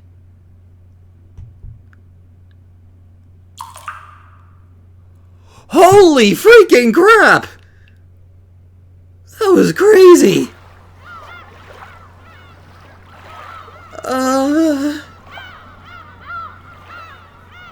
Oh god.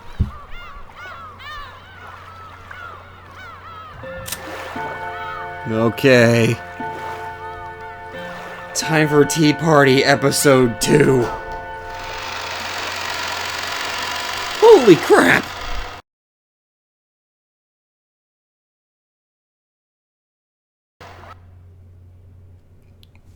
Purgatorio.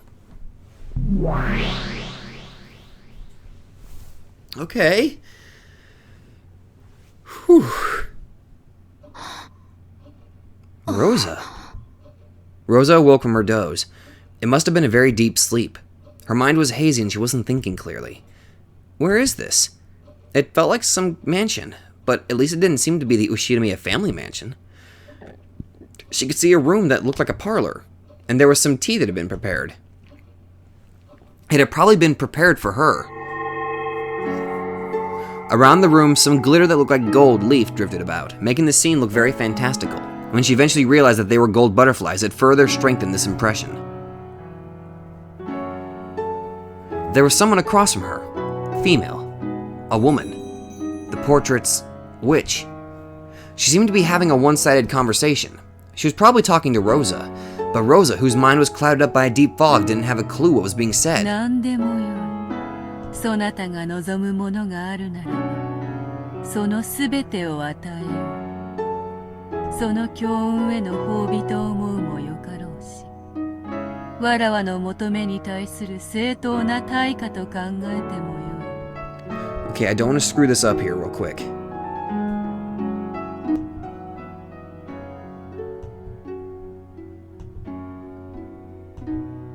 Okay. There's one more thing I want to look at before we go forward. Okay. Wait, what the? There's an empty slot here. There's just a simple black slot over here.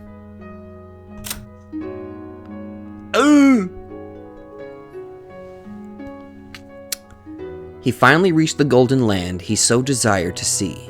However, since a certain fool was once again unwilling to acknowledge it, the magic vanished once again. Even so, he was probably happy. After all, he managed to be reunited with the Golden Witch, if only for a brief time. Afterwards, he was torn to pieces and eaten by the demons as he went into hell. Fuck! Okay,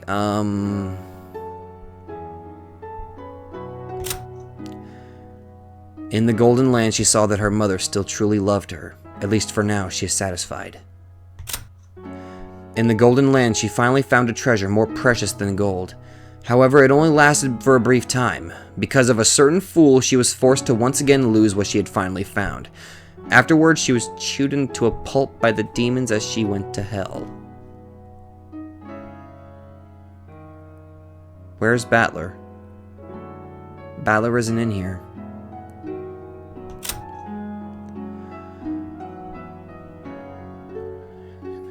There's nothing else about this.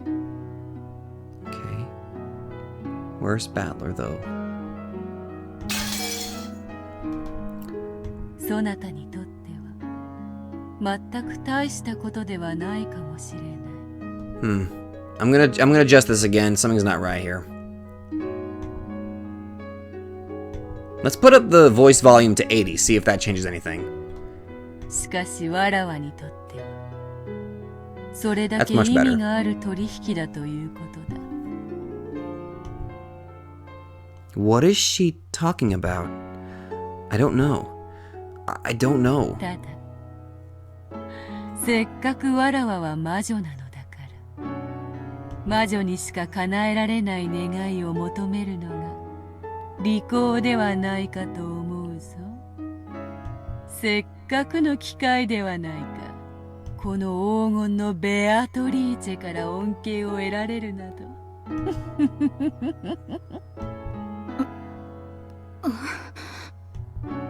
Finally, Rosa started to feel the blood flowing through her body. Her movements were still sluggish, and she couldn't even voice the words she was thinking. わらわの通り名は黄金の魔女。金蔵に与えたように山なす黄金を与えることは造作もない。何しろ人の世の快楽はすべて金で換算できる。すなわち黄金こそが人の世の快楽そのものなのだ。そなたは想像ができるか？生涯をかけても使い切れぬ黄金の山が。As the witch blew on her pipe, 7 colors of smoke wrapped around the surroundings.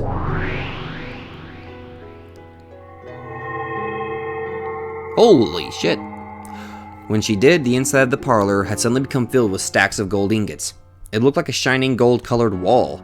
If each ingot was worth several 10 million yen, how much would all this be worth? It seemed sinful to even think of that number. しかし人の世は難しい。どれほど空高く積み上げた黄金であろうとも満たされぬものがあることを知っている。埋められぬ隙間があることを知っている。わらわはそれをないがしろにしないし、それこそが魔女であるわらわにしか与えられぬ褒美であると考えている。そなたのそれを。なるほど、これはいい。わらわはそれをないがしろにしないし、わらわにしか与えられぬものだ。そなたもさぞや喜ぼう。口にせずともよい。そなたの心の隙間など顔に書いてあるからすぐにわかるぞ。Rosa felt a touch of discomfort at this witch, who kept on talking even though Rosa hadn't uttered a single word. But since she still couldn't speak well, and was so helpless that it was difficult for her even to move a finger, she couldn't do anything but listen. そなたの深き心の傷はどこまで遡れば癒せるのか。これは深い。時に破片を飲み込んだまま傷口が閉じてしまうこともある。そういう傷は見た目には癒えていても永遠にうずきを感じ続けるものだ。完全に治すために今一度傷口を開くこともあろう。 As the witch spoke, she stared deep into Rosa's eyes. What in the world was she peering at? Rosa felt uncomfortable, but she couldn't look away. そなたの痛みはすでに生まれながらにして運命づけられたものか。これは何とも辛いものよ。言わずともよい。わかるわかる。 Then Rosa was once again sucked into the witch's eyes. Then the world grew dark, spinning round and round as she was sucked in.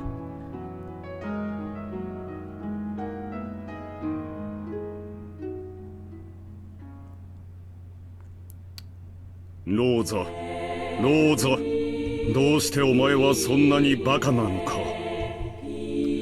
Oh, that's Kraus Nissan's voice. Kraus Nissan is a real adult, so he's very smart. So he hated the stupid kid Rosa. He was a very scary person. I was often hit and my toys were taken from me and broken. It just seemed like I was being punished for something bad I'd done, but I hadn't really understood what it was or why I was being punished. I was always punished suddenly and then later told what the punishment was for in a forced manner. But it was always something I didn't remember doing. So I really hated Kraus Nissan.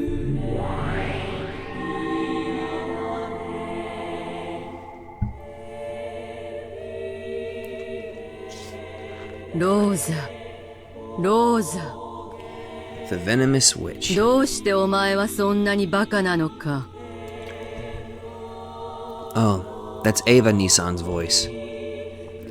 Ava Nissan is a real adult, so she's very smart. So she hated the stupid kid Rosa.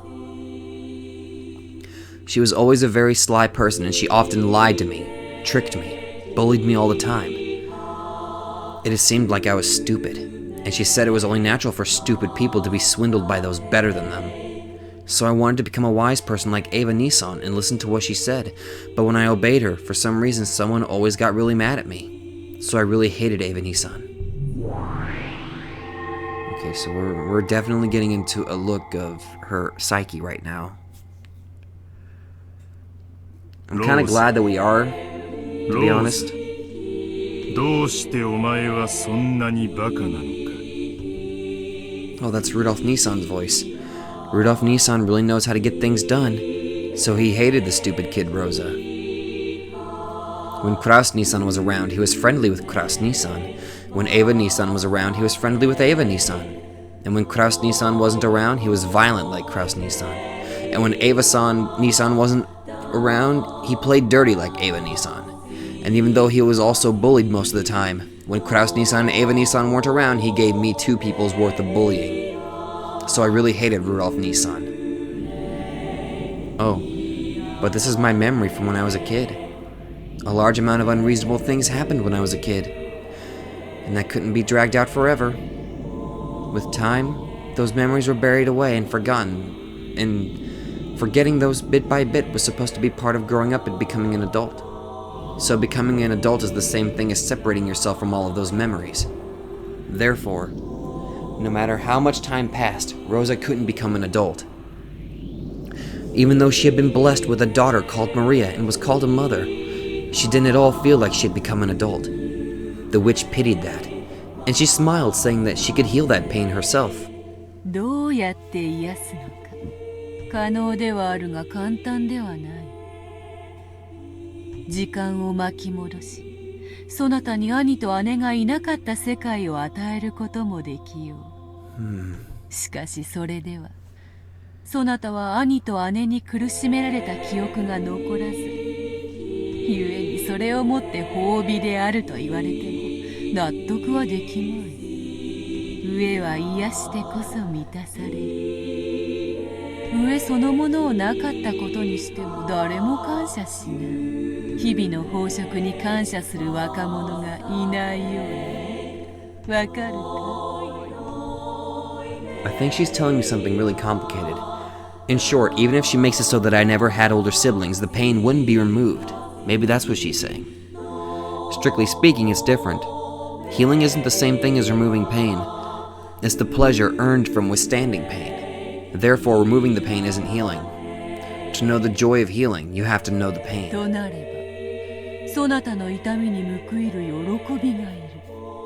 そなたは苦難の過去を誇っている。苦難を知らぬ者には味わいの快楽を知る資格があるからだ。この快楽を知る者は同じ喜びを他者にも与えずにはいられなくなる。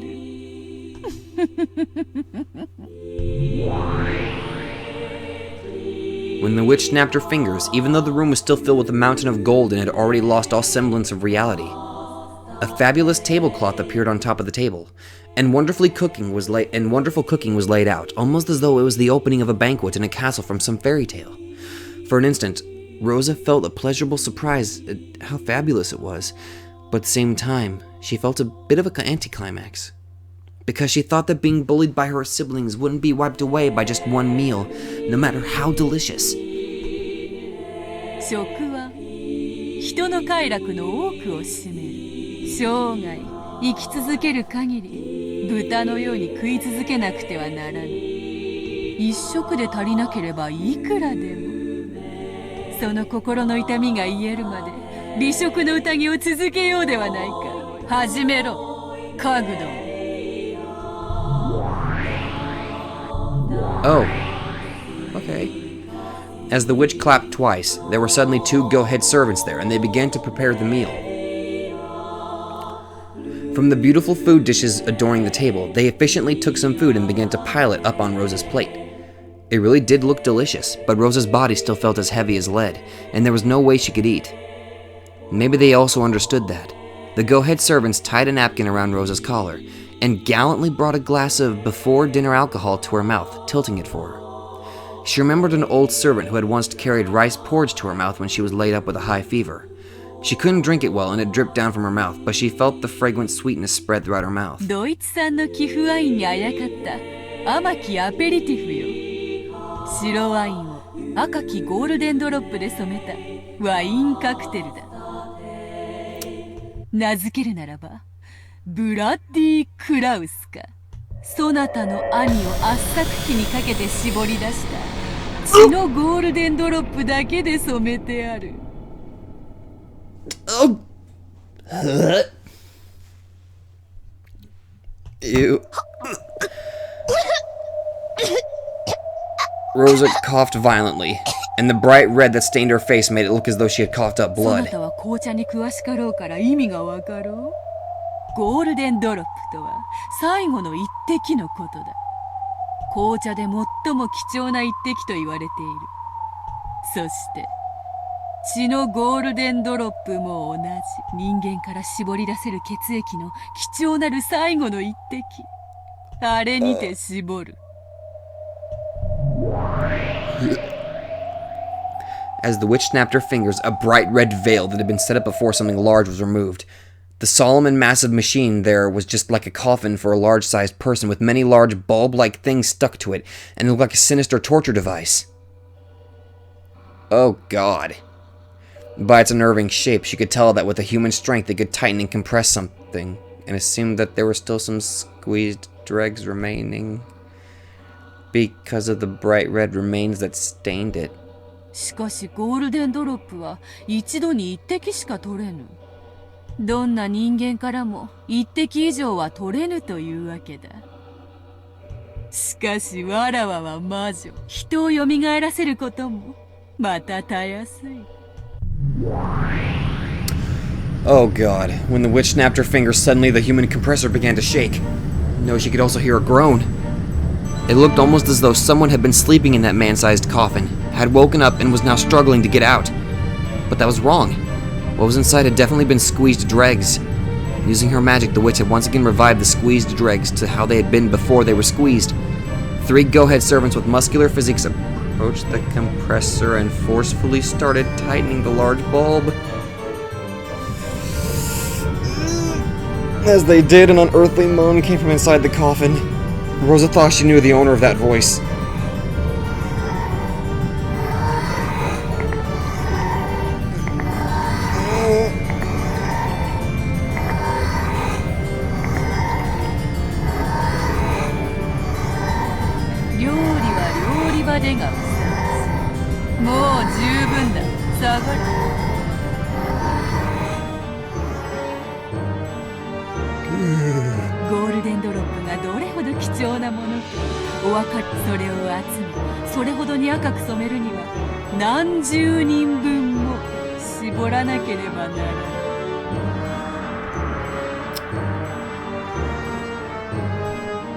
Okay, give me a second. There we go. The witch had definitely said that only one golden drop could be taken from a single oh my. Does that mean that she revived him countless times to get enough golden? Oh god. And yet she had dozens of people's worth of golden drops from a single human. Only a witch could do this. The Golden Witch Beatrice could kill a single human endlessly. In other words, before Beatrice, even death did not mean release.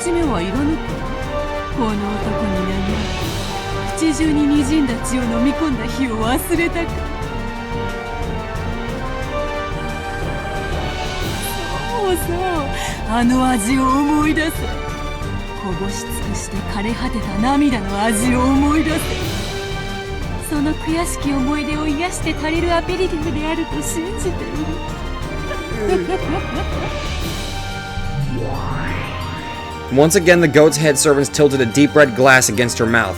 Rosa tried resisting by closing her lips, but the deep red liquid was relentlessly poured into her mouth, which was hanging open with shock, and the inside of her mouth was filled with a ghastly sweetness.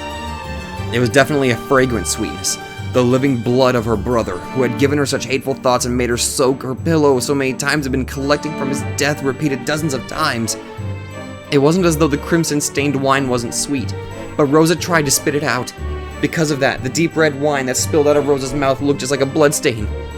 Now that she knew that this ghastly substance wasn't a simple aperitif, Rosa couldn't help but feel uncomfortable about what would happen if this banquet continued.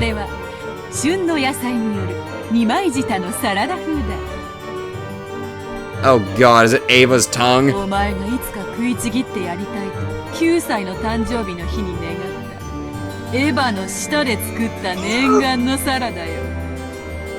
Good god!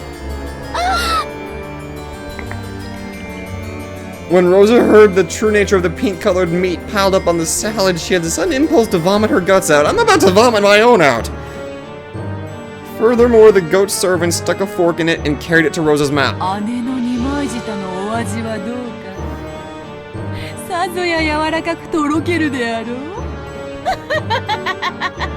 Good god! Maybe it was quite sweet, soft, and enchanting in her mouth. After all, Ava's lies were always sweet, and young Rosa had always listened to them. So you could say that the taste of the stimulating pepper seasoning that was added expressed the details of those lies well. As the tongue salad that kept being pushed into Rosa's mouth was covered with saliva, she spat it out. But the goat head servants carefully returned it to the plate and carried it to Rosa's mouth over and over again.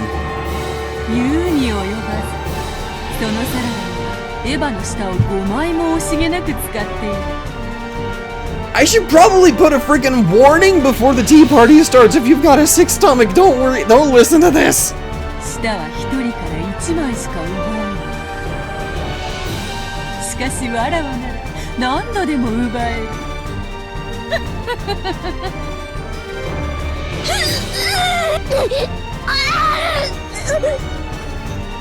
As Rosa's tears dripped down, she resisted, half crazed. However, the only way she could resist was by refusing to swallow. Even if she didn't swallow it, the taste of the French dressing increasingly violated Rosa's mouth. Oh god, no.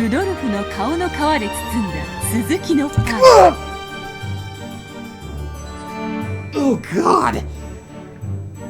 脳みそを茹でたスープに肝臓のフォアグラデザートにも期待せよ I don't want to know what dessert is. だけではないぞ What? お前が信頼しにもかかわらず裏切った人間たちをふんだんに調理した。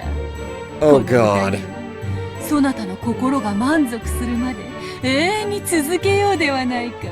永遠。嬉しいだろう、後ろ宮ローザ。嫌がるふりなんかするなよ。本当は嬉しいってのは分かってるんだぜ。笑いたくば笑えばいい。ムカつく兄貴や姉貴の悲鳴の生演奏がないとご機嫌になれないってんならいくらでも聞かせてやる。いいんだよ、いやいやで。それがお前の勝負なんだろ。本当は全身が泡立つほどに嬉しいんだよ。なのに表向きは苦しんでるふりをしてるだけなんだよな。いいんだぜ。ここにはお前が気にする世間体も対面も何にもない。存分の大笑いして食い散らかせよ。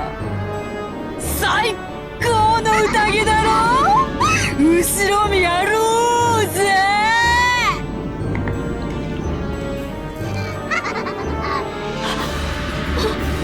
やめて。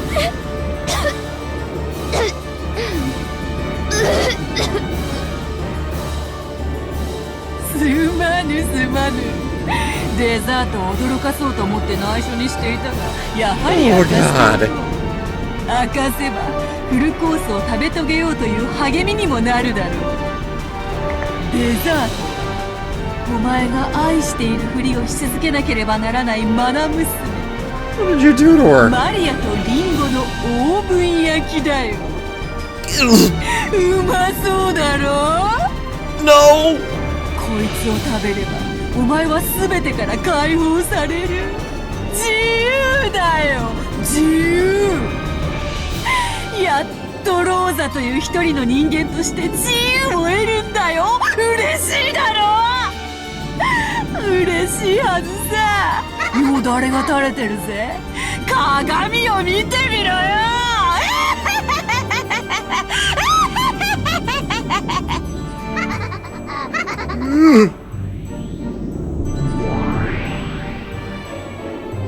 What the hell?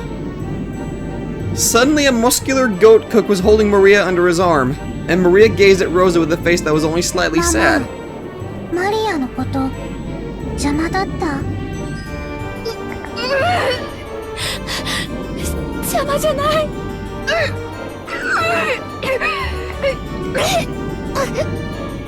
As Rosa spat out the food that was continually being carried into her mouth. As she was covered with filth and saliva and blood, she resisted filthily and マ screamed. マがマリアのこと邪魔ならマリア食べられても平気。 Oh, だってマリアはいつもママにひどいことばかり。ママが男の人を連れてくる時も静かにできなかった。ママが男の人とお泊まりしてくる時寂しくて暴れてお部屋を台無しにした。勝手に探しに行って迷子になって警察のお世話になってママに恥をかかせた。何日も帰ってこなくて泣いちゃって近所の人に慰めてもらってママに恥をかかせた。こんなマリアだからママの迷惑になってる。生まれてきてごめんなさい。だからマリアはママのために美味しいリンゴのオーブン焼きになるの。そしたらママに初めてマリアがいてよかったって思ってもらえるかな。マリアを食べて美味しかったって思ってもらえるかな。美味しいよね。感類にむせべよ。娘がここまで行ってるぜ。マナ娘とリンゴのオーブン焼きなんて最高のデザート。 oh god. これだけ美味しい食材に育てられあんた最高の母親だぜ。後ろ宮ルーゼ。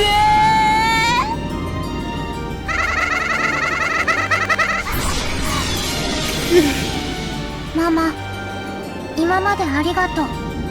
バイバイ。待って。こんなの嫌。私はこんなこと望んでない。もうやめて。もう許して。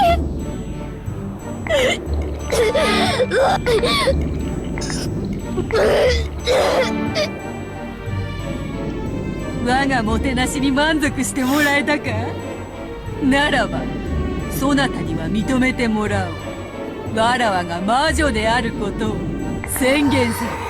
後宮ローザはベアトリーチェを魔女と認めると宣言せよ。認めます。魔女だと認めます。だからワリを返して。私を解放して。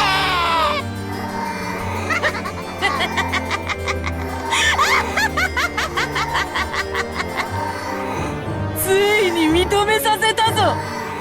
小賢しきバトラはすでに屈服し、黄金鏡に招かれながらわらわを否定する愚か者ローザにも認めさせた。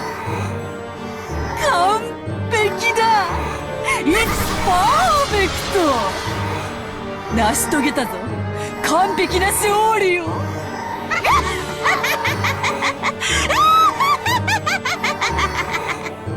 さあマリアを連れて行け。ローザに美味なオーブン焼きを振る舞ってやれ。 Oh god.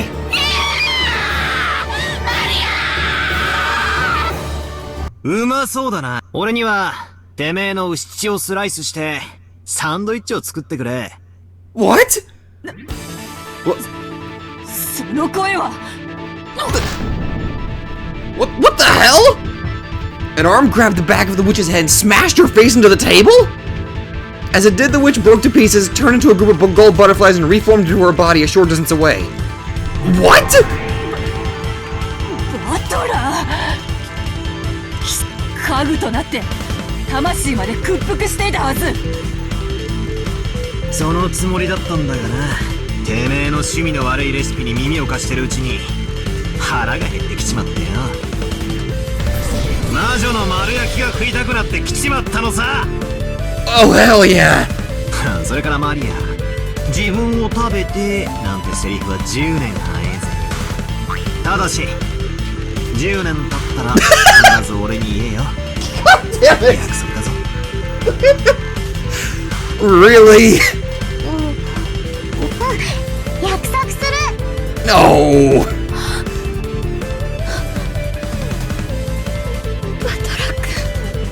待たせたな。どうぞおばさん。俺は忘れてたぜ。こいつは俺とこの女の一騎打ちだったんだ。俺が屈するわけには断じていかなかったんだ。ローザおばさんが粘ってくれたおかげで再び戦う気力を取り戻せたぜ。 Oh, hell yeah! This person, he gave up in the depths of his soul and supposedly surrendered to me? I see. He doesn't know when to give up. Just what I'd expect from Ushida Miyakinzo's grandchild. So the chick of a phoenix is a phoenix after all. 威勢が良い。気に入った。そうでなくてはな。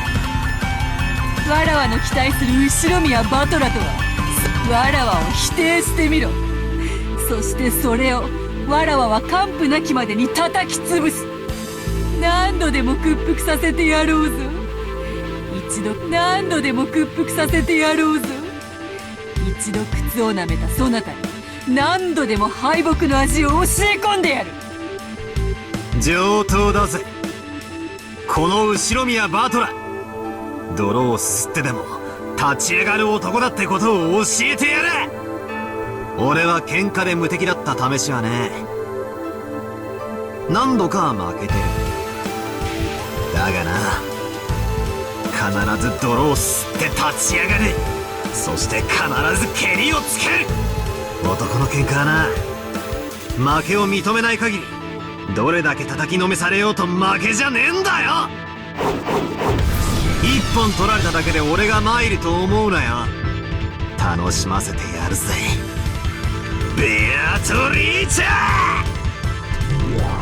ー。受けて立とうぞ後ろ宮バトラー。カグドも次なるゲームの準備を始めよ。その間に貴様にはたっぷりと聞かせてもらおうではないか。こたびのゲームでは密室も多いぞ。そなたの逃げ工場のほとんどをわらわが赤で叩き潰した。その上でさらにどのようなへりくつで言い逃れてみせるのか。礼拝堂の鍵、ジェシカの部屋の鍵、使用人室の鍵、夏日の部屋の鍵、客間の鍵。お前らのお得意な奇想天外、妄想暴言空想はったり、とんでも超展開斜め上でわらわをとことん否定してみせろよ。ああ、ダメだぜ。 Say it! I was hoping he'd yell it, damn it.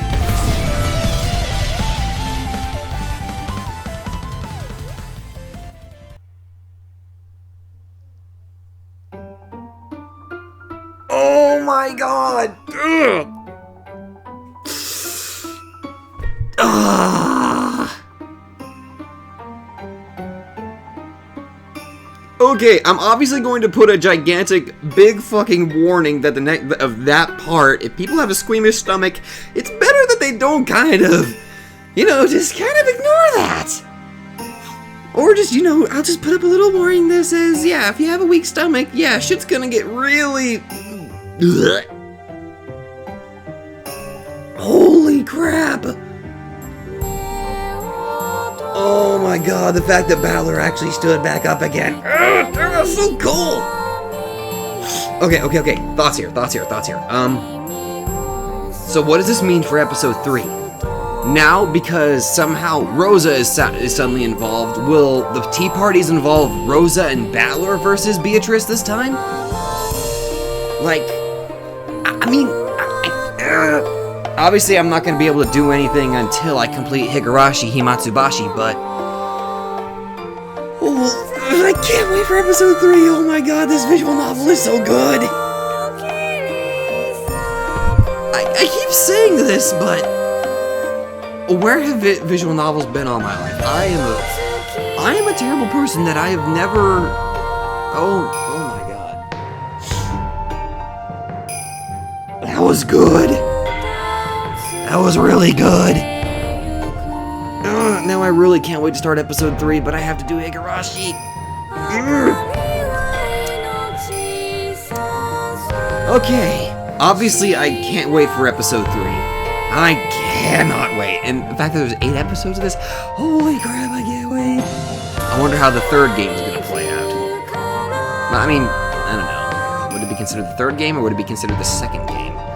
I know the first time the events played out, it didn't really have that dialogue between Balor and Beatrice. So that makes me, so I guess technically this was their actual first game, and episode 3 will be their second game, I assume?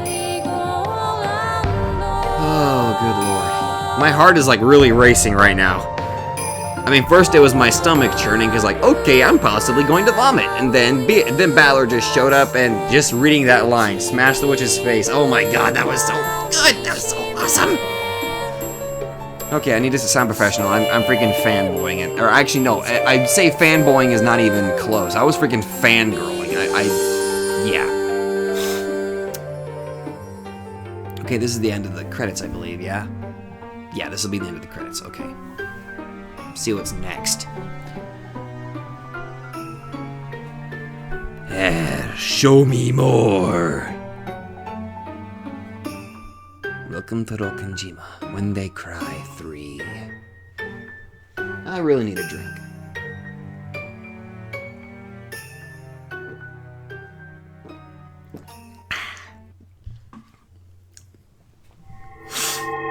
Oh, goody. The fun continues. Well then, what say we begin?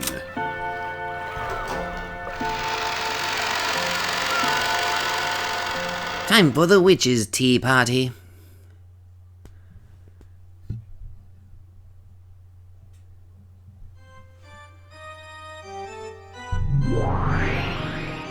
さて、お楽しみいただけたか、こたびのゲーム。Oh. ここまで一方的なワンサイドゲームだと見応えを通り越して退屈よ。 Yeah, that game was pretty one-sided. Now, I need to check something. Aha! Well, wait. Hold on. The endless witch who has lived for 1,000 years. She is known for being exceptionally cruel even among witches. She loves bullying the weak and is capable of using trial and error endlessly to find the cruelest fate that can possibly be given. And she toys with her victims even further by piling on one after another. This witch is extremely powerful, but word has it that she sometimes becomes obsessed with the art of creating certain patterns so that her means end up becoming her goals. Bernkostel, the witch of miracles who has lived for 1,000 years. Her vast power is capable of creating all kinds of miracles, but her heart has broken a bit as a result. Back when she was a human, Lambda Delta once imprisoned her within a cruel fate, toying with her the whole time. It seems that she's unable to abandon others who are caught within a similar fate. In theory, she holds the strongest power of any witch, but in practice, that is no more realistic than folding a piece of paper 100 times so that it reaches the moon. Yet, she did fold it 100 times. Okay, nothing else is different, okay.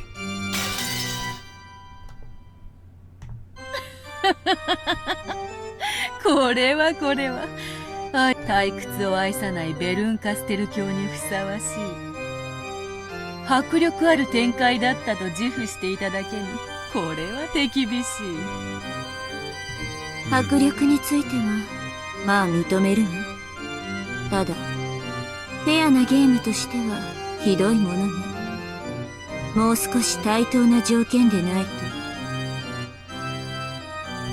勝ち目がないと言われるか、ベルンカステル教に。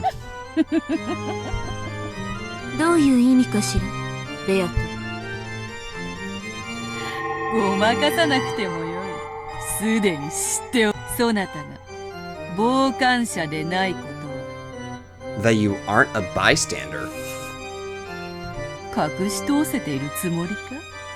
そなたは人の領地まではるばるやってきて、わらわの逆の目に貼る不届き者よ。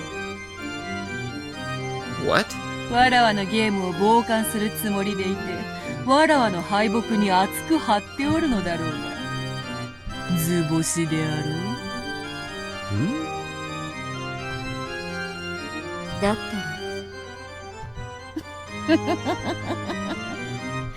実に面白い。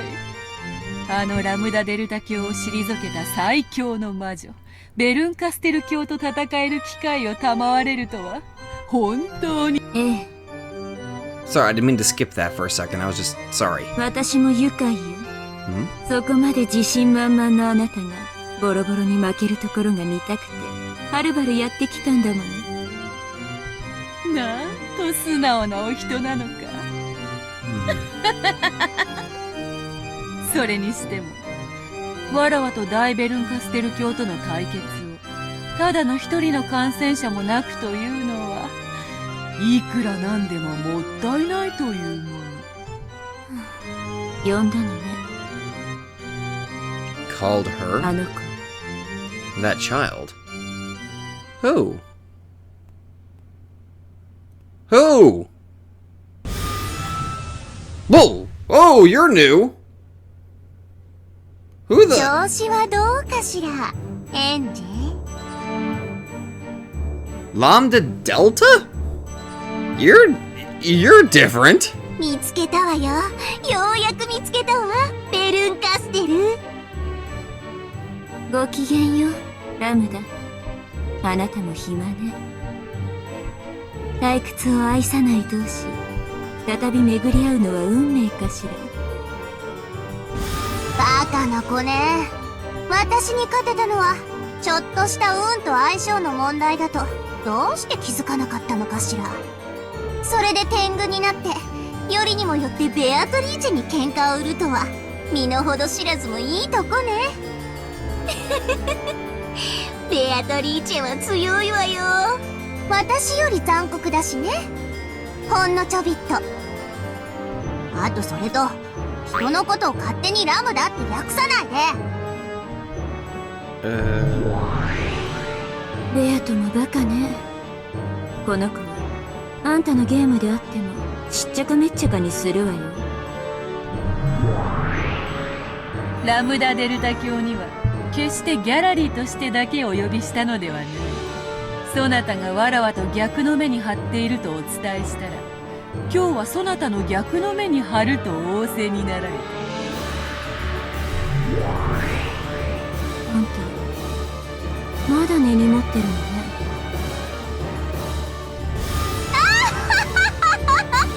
私は宇宙最強の魔女なんだから。でもあんたに負けちゃったから最強じゃないの。だからあんたと敵対する相手は誰であっても私を味方するんだか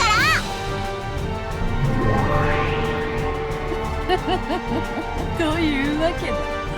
ダイベルンカステル教が相手ならば、この程度ではハンデにもならぬだろうが、余興にはふさわしかろう。好きになさい。バレてる以上私も本格的にやらせてもらうの。それがよかろう。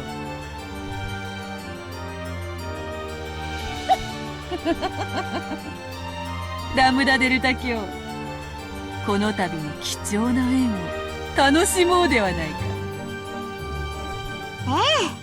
こちらこそよろしくよ、ベアトリーチェ教。こいつには私も散々に栄養飲まされてるの。私たち二人で叩き潰して2倍でお返ししなきゃ腹の虫が収まんないのよ。こちらこそよろしくよ、ラムダ。そしてベアト、どういう勝敗になろうとも、これは私たちにとってとても有意義な戦いになるよね。そうね、もちろん負ける気はないけど、私たちには勝敗以上に意義がある。何しろわらわたちは退屈を愛する。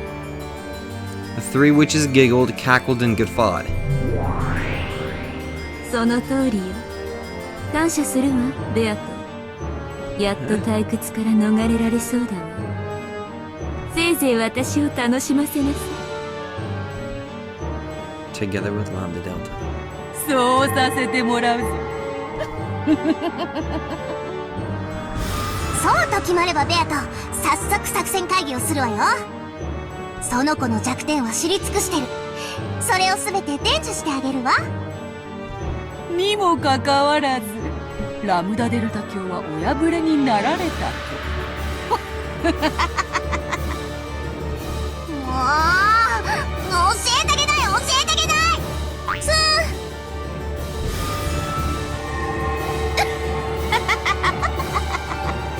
退屈しない御人であるな、ラムダデルタ教。でしょ、面倒をよろしくね。あれで寂しがり屋なのよ。なるほど、今流行りのなんとかというやつか。さすがはラムダデルタ教、最先端でおられる。I'm sorry I'm being silent. I'm just trying to take in all of this. もう行きなさい、あの子。あなたが追っかけてくるの待ってるわよ。それでは失礼しよう。また次のゲームに。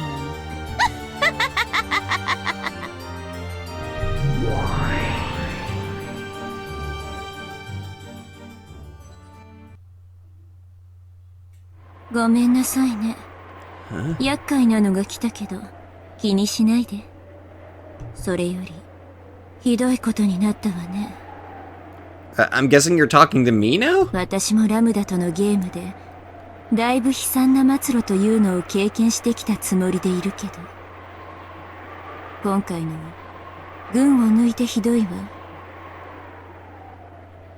あなたが膝を抱いて心を閉ざしてしまう気持ちもわからなくない。こんな末路あと何度もやられたら100年を待たずに心が殺されてしまうわ。ベアトにカンパされてしまったから白状する。今のあなたはかつてラムダの世界に囚われていた頃の私にそっくりなの。 When I was imprisoned inside Lambda's world. Okay. Shut inside a labyrinth of cruel fate, tormented by a witch, in a manner of speaking. 私はそこから生まれた魔女だから、あなたの姉に当たるのかもしれない。 If you're on my side, I hope so. だからあなたに力を貸そうと決めたの。 Okay. しかし私の運命に比べてもあなたのそれはあまりにも無言。同情どころか涙までもらってしまいそうなあまりに悲惨な運命よ。でもどうかくじけないで。ベアトになんか決して屈しないで。 Okay. 確かにあの子のゲームはあまりに卑劣。ゲーム版を少しだけ見させてもらったけど、あまりに卑劣かつ狡猾な仕掛けで、その舞台仕掛けのいやらしさは多分ラムダデルタのゲーム版のそれをはるかに上回るわ。しかも恐ろしいことに、あの子は駒を指すとき常に最善手を指しているわけではない。ここがラムダとは大きく異なる点。ラムダは勝つために常に最善手で圧倒的な数の駒を指してくる。しかしベアトはたまにわざと手を抜いて駒を指してくるの。困ったことに相手の指し手から手の内を探ろうとしている私たちにとって、 Okay. これは非常に手強い情報のノイズ。厄介な撹乱になりうるわ。しかしチェスに例えるなら、無駄な一手は相手にノイズを与えるかもしれないけれど、貴重な一手を損していることに違いはない。つまり付け入る余地はゼロじゃないってこと。あなたには信じられないだろうけども、今回のゲームの層、あれだけ圧倒的な展開に見えて、実は隙がある。There actually was a weak. つけ込ませたいかのように隙がある。それが罠なのか、こちらを試しているのかわからないけども、とにかく屈服しないで、 Okay. 思考を止めないで、あらゆ Okay. る可能性を否定しないで。あなたが戦う意志を持ち続ける限り、ベアトに勝ちはない。 Okay. 魔女の戦いは守りが肝心よ。 The most important element in defense during Witch's 勝と battle. うとするより負けないようにしなさい。 Okay. 認めたら負けなら断じて認めてはダメ。あなたに魔女を認めさせること、これがベアトリーチェの勝利条件の一つであることはもはや疑いようもないのだから、 Right. 私もあなたの味方であると公言した以上、できる限りの力になれるよう努力するわ。 Okay, I greatly accept your help. But seriously, I have one major question. Why do you look like Okay, why the hell do you look like freaking Rika? I'm sorry, you look like freaking Rika. You look like Rika Furude for some reason. あなたも努力なさい。 God, my head is hurting so badly right now. まだ膝を抱いているなら早く立ち直っこういう時なんて言ったかしら。 What did I used to say again?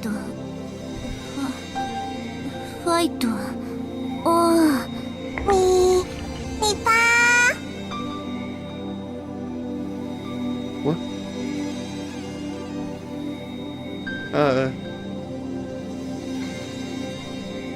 What the?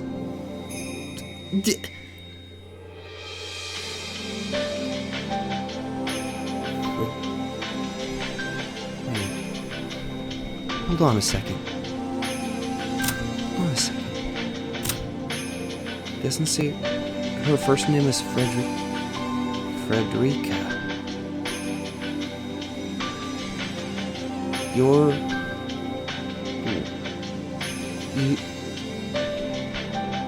Hold on. The Witch of Certainty, who has lived for 1,000 years, she embodies the idea that hard workers are rewarded and is highly respected even by humans. Though she is a witch, she does not stray far from the concepts of humans. For that reason, her power is one worshipped by humans is incalculable. Next. However, she is fickle about whose efforts she chooses to reward, and in many cases she bestows her favor upon those who please her the most. Her massive, swift, and terrifying power can cause any witch to surrender in an instant. However, she is often reckless, and Burn Costal was able to take full advantage of that. Wait. Back when she was a human, Lambda Delta once imprisoned her within a cruel fate, toying with her the whole time.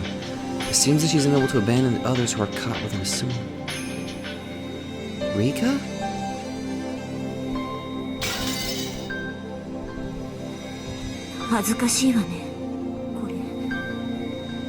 Watashi ga koko made shite agetaんだから、早く立ち直りなさいよね。You're... いたいた。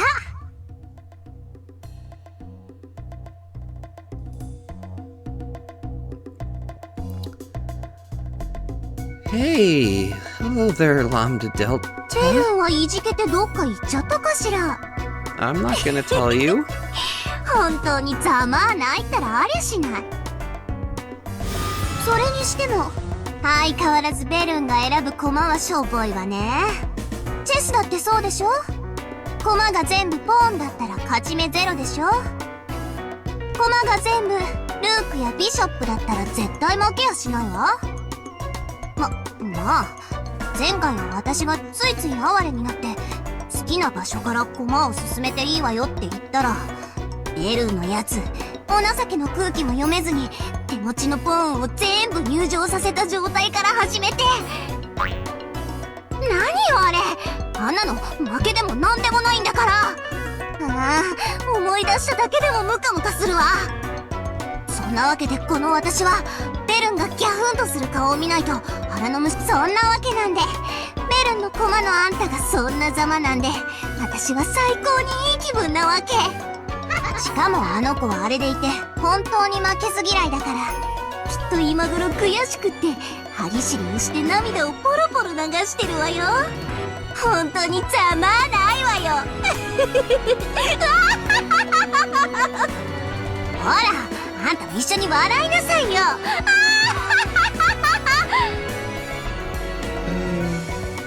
ちょっとあんたまだ膝を抱いてるの？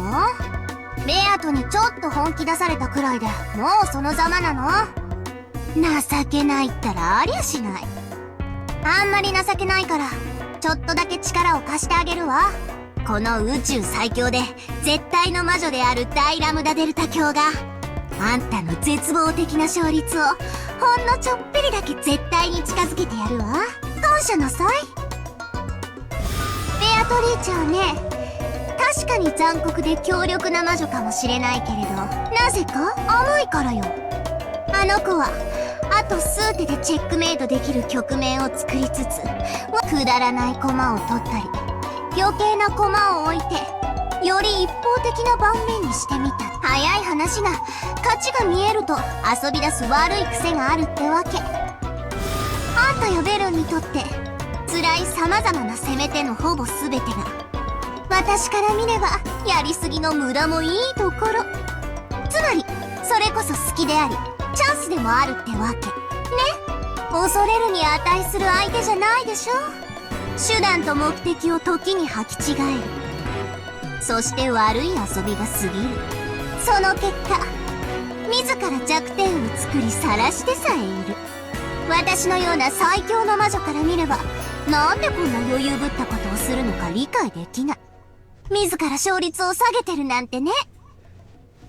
でもまあそのせいでベルンみたいな相手を読んでかわすタイプの魔女には非常に相性が悪いってわけよ。読みが効かないから。ベルンにとっては私みたいな素直で正直なタイプは読みムカつくことに。まあでも私みたいな超火力タイプはベアトみたいな軽くて広い弾幕タイプなんか真正面から打ち破れちゃうわけだから、相性のじゃんけんみたいなものかしら。私がパーならベアトがグー、ベルンはチョキってとこね。まあどうでもいいことかしら。確かに私のパーはベルンのチョキに負けるけど、パーよりはるかにすごい超パーだったらチョキにだって勝てるでしょ。つまりこのラムダデルタ卿は超パーってわけ。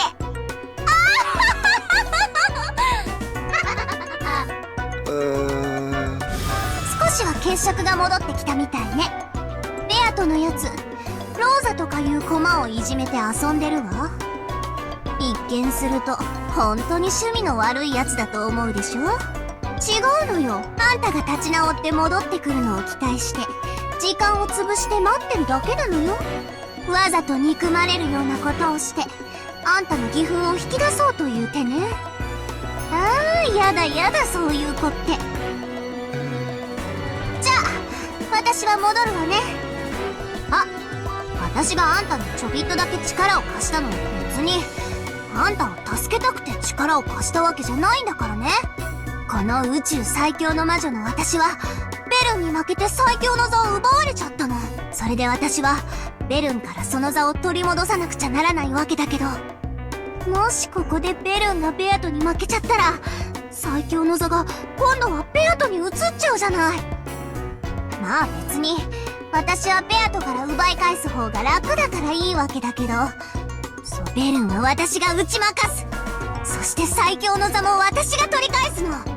別にあんたに力を貸すわけじゃないんだからね。ベルンを泣かせたら許さないんだから。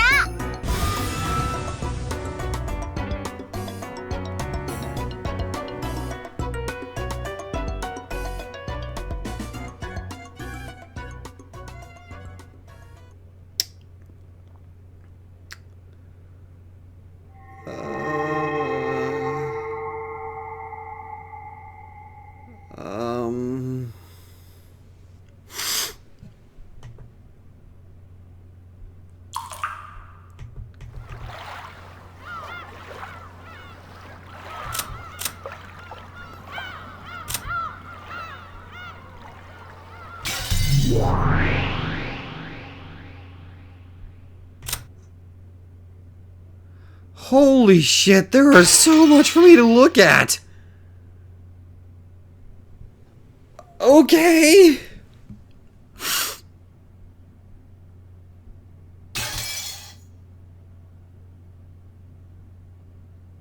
What the... He did surrender to the witch at the one point, but he pulled himself together and regained his will to fight. I see, so witches enjoy breaking a toy like Battler, so that's why she breaks him, fixes him, and breaks him again all the time. Torture is meaningless if you kill the subject. You have to alternate between causing pain and letting them rest.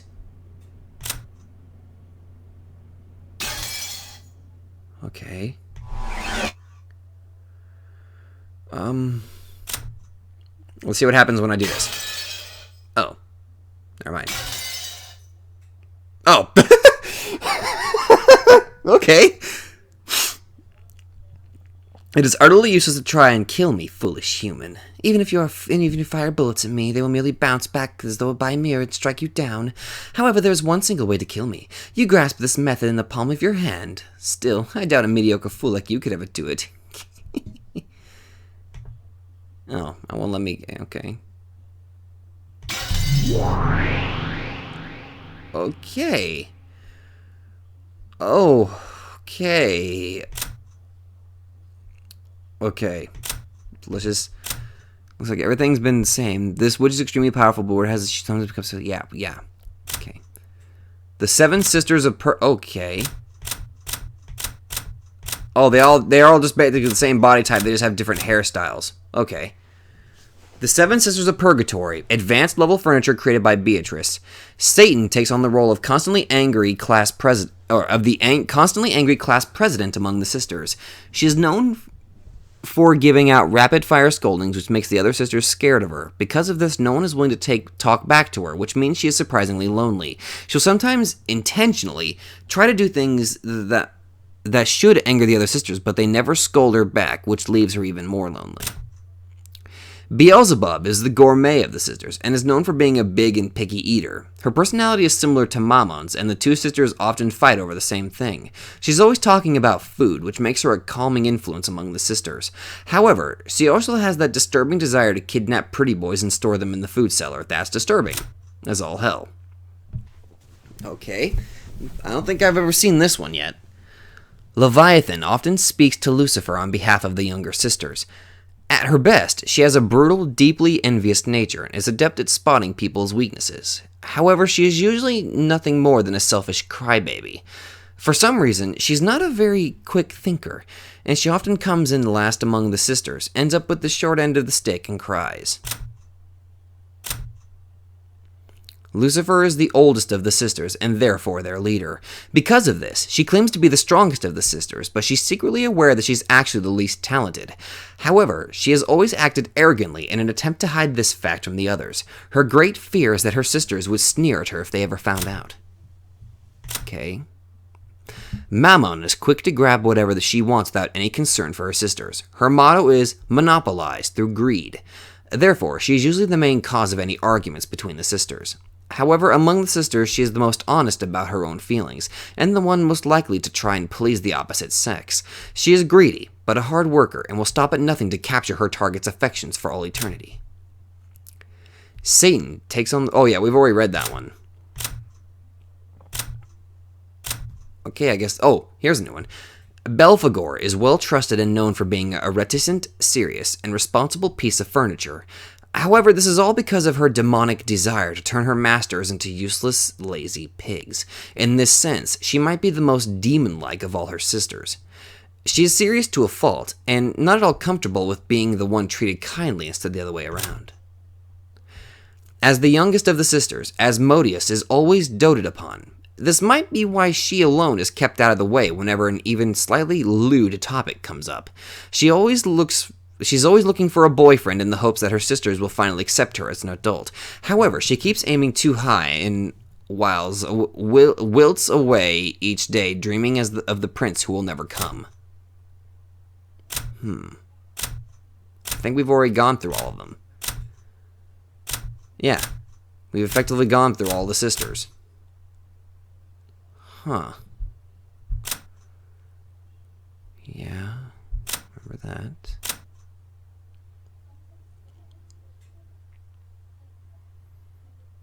I think this is pretty much a self-taught human sorcerer. His natural talent and level of knowledge are nothing special, but when his nearly insane powers of concentration and dedication were transformed into magical power, he awakened as a great sorcerer. His power is at least great enough that he was able to summon Beatrice and form a contract with her. Though his power is great, he is also extremely limited. He specializes in summoning and barriers, so perhaps it is fitting to call him a summoner. An unfortunate young man whom Beatrice is taking a liking to, a human who inherited the black blood from Kinzo. The massive resistance to magical power that Kinzo was born with was passed on to Balor. Ironically, it was this trait that made it so hard for Kinzo to succeed as a magician. A massive defensive power against magic can be very useful in battle against a witch. Kinzo has begun to lose this power with age, but Balor's power is still on the rise. Perhaps it's understandable why Beatrice tried to crush it as soon as possible. What happens if I... Okay, nothing will happen. Okay, Maria. A little magician who has inherited the black blood from Kinzo. Unlike Kinzo, she was gifted with talent and has begun to tread the path of the magician from a young age. However, her power is still weak, and she is no more than an apprentice. However, she is skilled with enchantments, which bestow magical power upon objects, and the magical items she creates are all master class. What about Genji?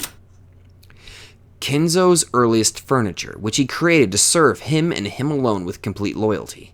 Though he was Kinzo's first creation, he was made with the help of a high-class demon, so there were several defects in his initial specifications. He conceals a great potential within himself. In the many years following that, he began to mature and compensate for his many deficiencies, turning himself into the nearly flawless butler furniture that he is now. He is approaching the limit of his service life, but the magical power he can unleash for an instant rivals Kinzo's. Shannon, in the truest sense, Kinzo's handmade furniture, which he had created without borrowing the power of demons. Though there were a few problems with her initial specifications, she was given a very rare and precious thing, a heart. It seems that as a result of his long personal experience, Kinzo came up to believe that the power created by the heart contains within it a strong magic. In the lengthy span of time following that, she began to mature, becoming exceptionally skilled with powers of a protective or repulsive nature, such as magical barriers. Because of this, in the realm of barriers alone, she possesses an immense magician-class power. Okay. So far, he is the last furniture created by Kinzo. Making use of all his previous experience, Kinzo managed to implement a set of flawless specs. Kennen was also given a heart, but it was much weaker than Shannon's. Perhaps because Kinzo felt a sense of approaching personal danger related to his fortune as he neared the end of his life, he bestowed Kennen with the rare power to fight and protect. However, he hasn't yet matured very far and is unable to control his own power and speed. Oh my god, my head! Oh, good god, so much oh. I know I was gonna say this is like a freaking 2 hour long. No, this is literally 3 hours.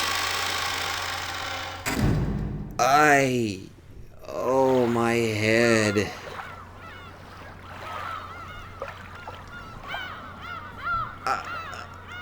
I know that more information will be revealed, but oh wow, you guys were serious when you said that Higurashi and Umineko were connected. I feel like this spoiled a huge Higurashi detail. Oh wow.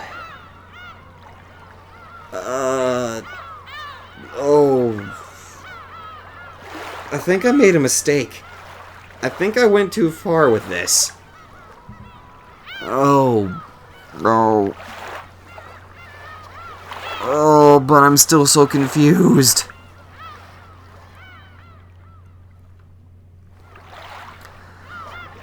Oh, my head. Oh, wow.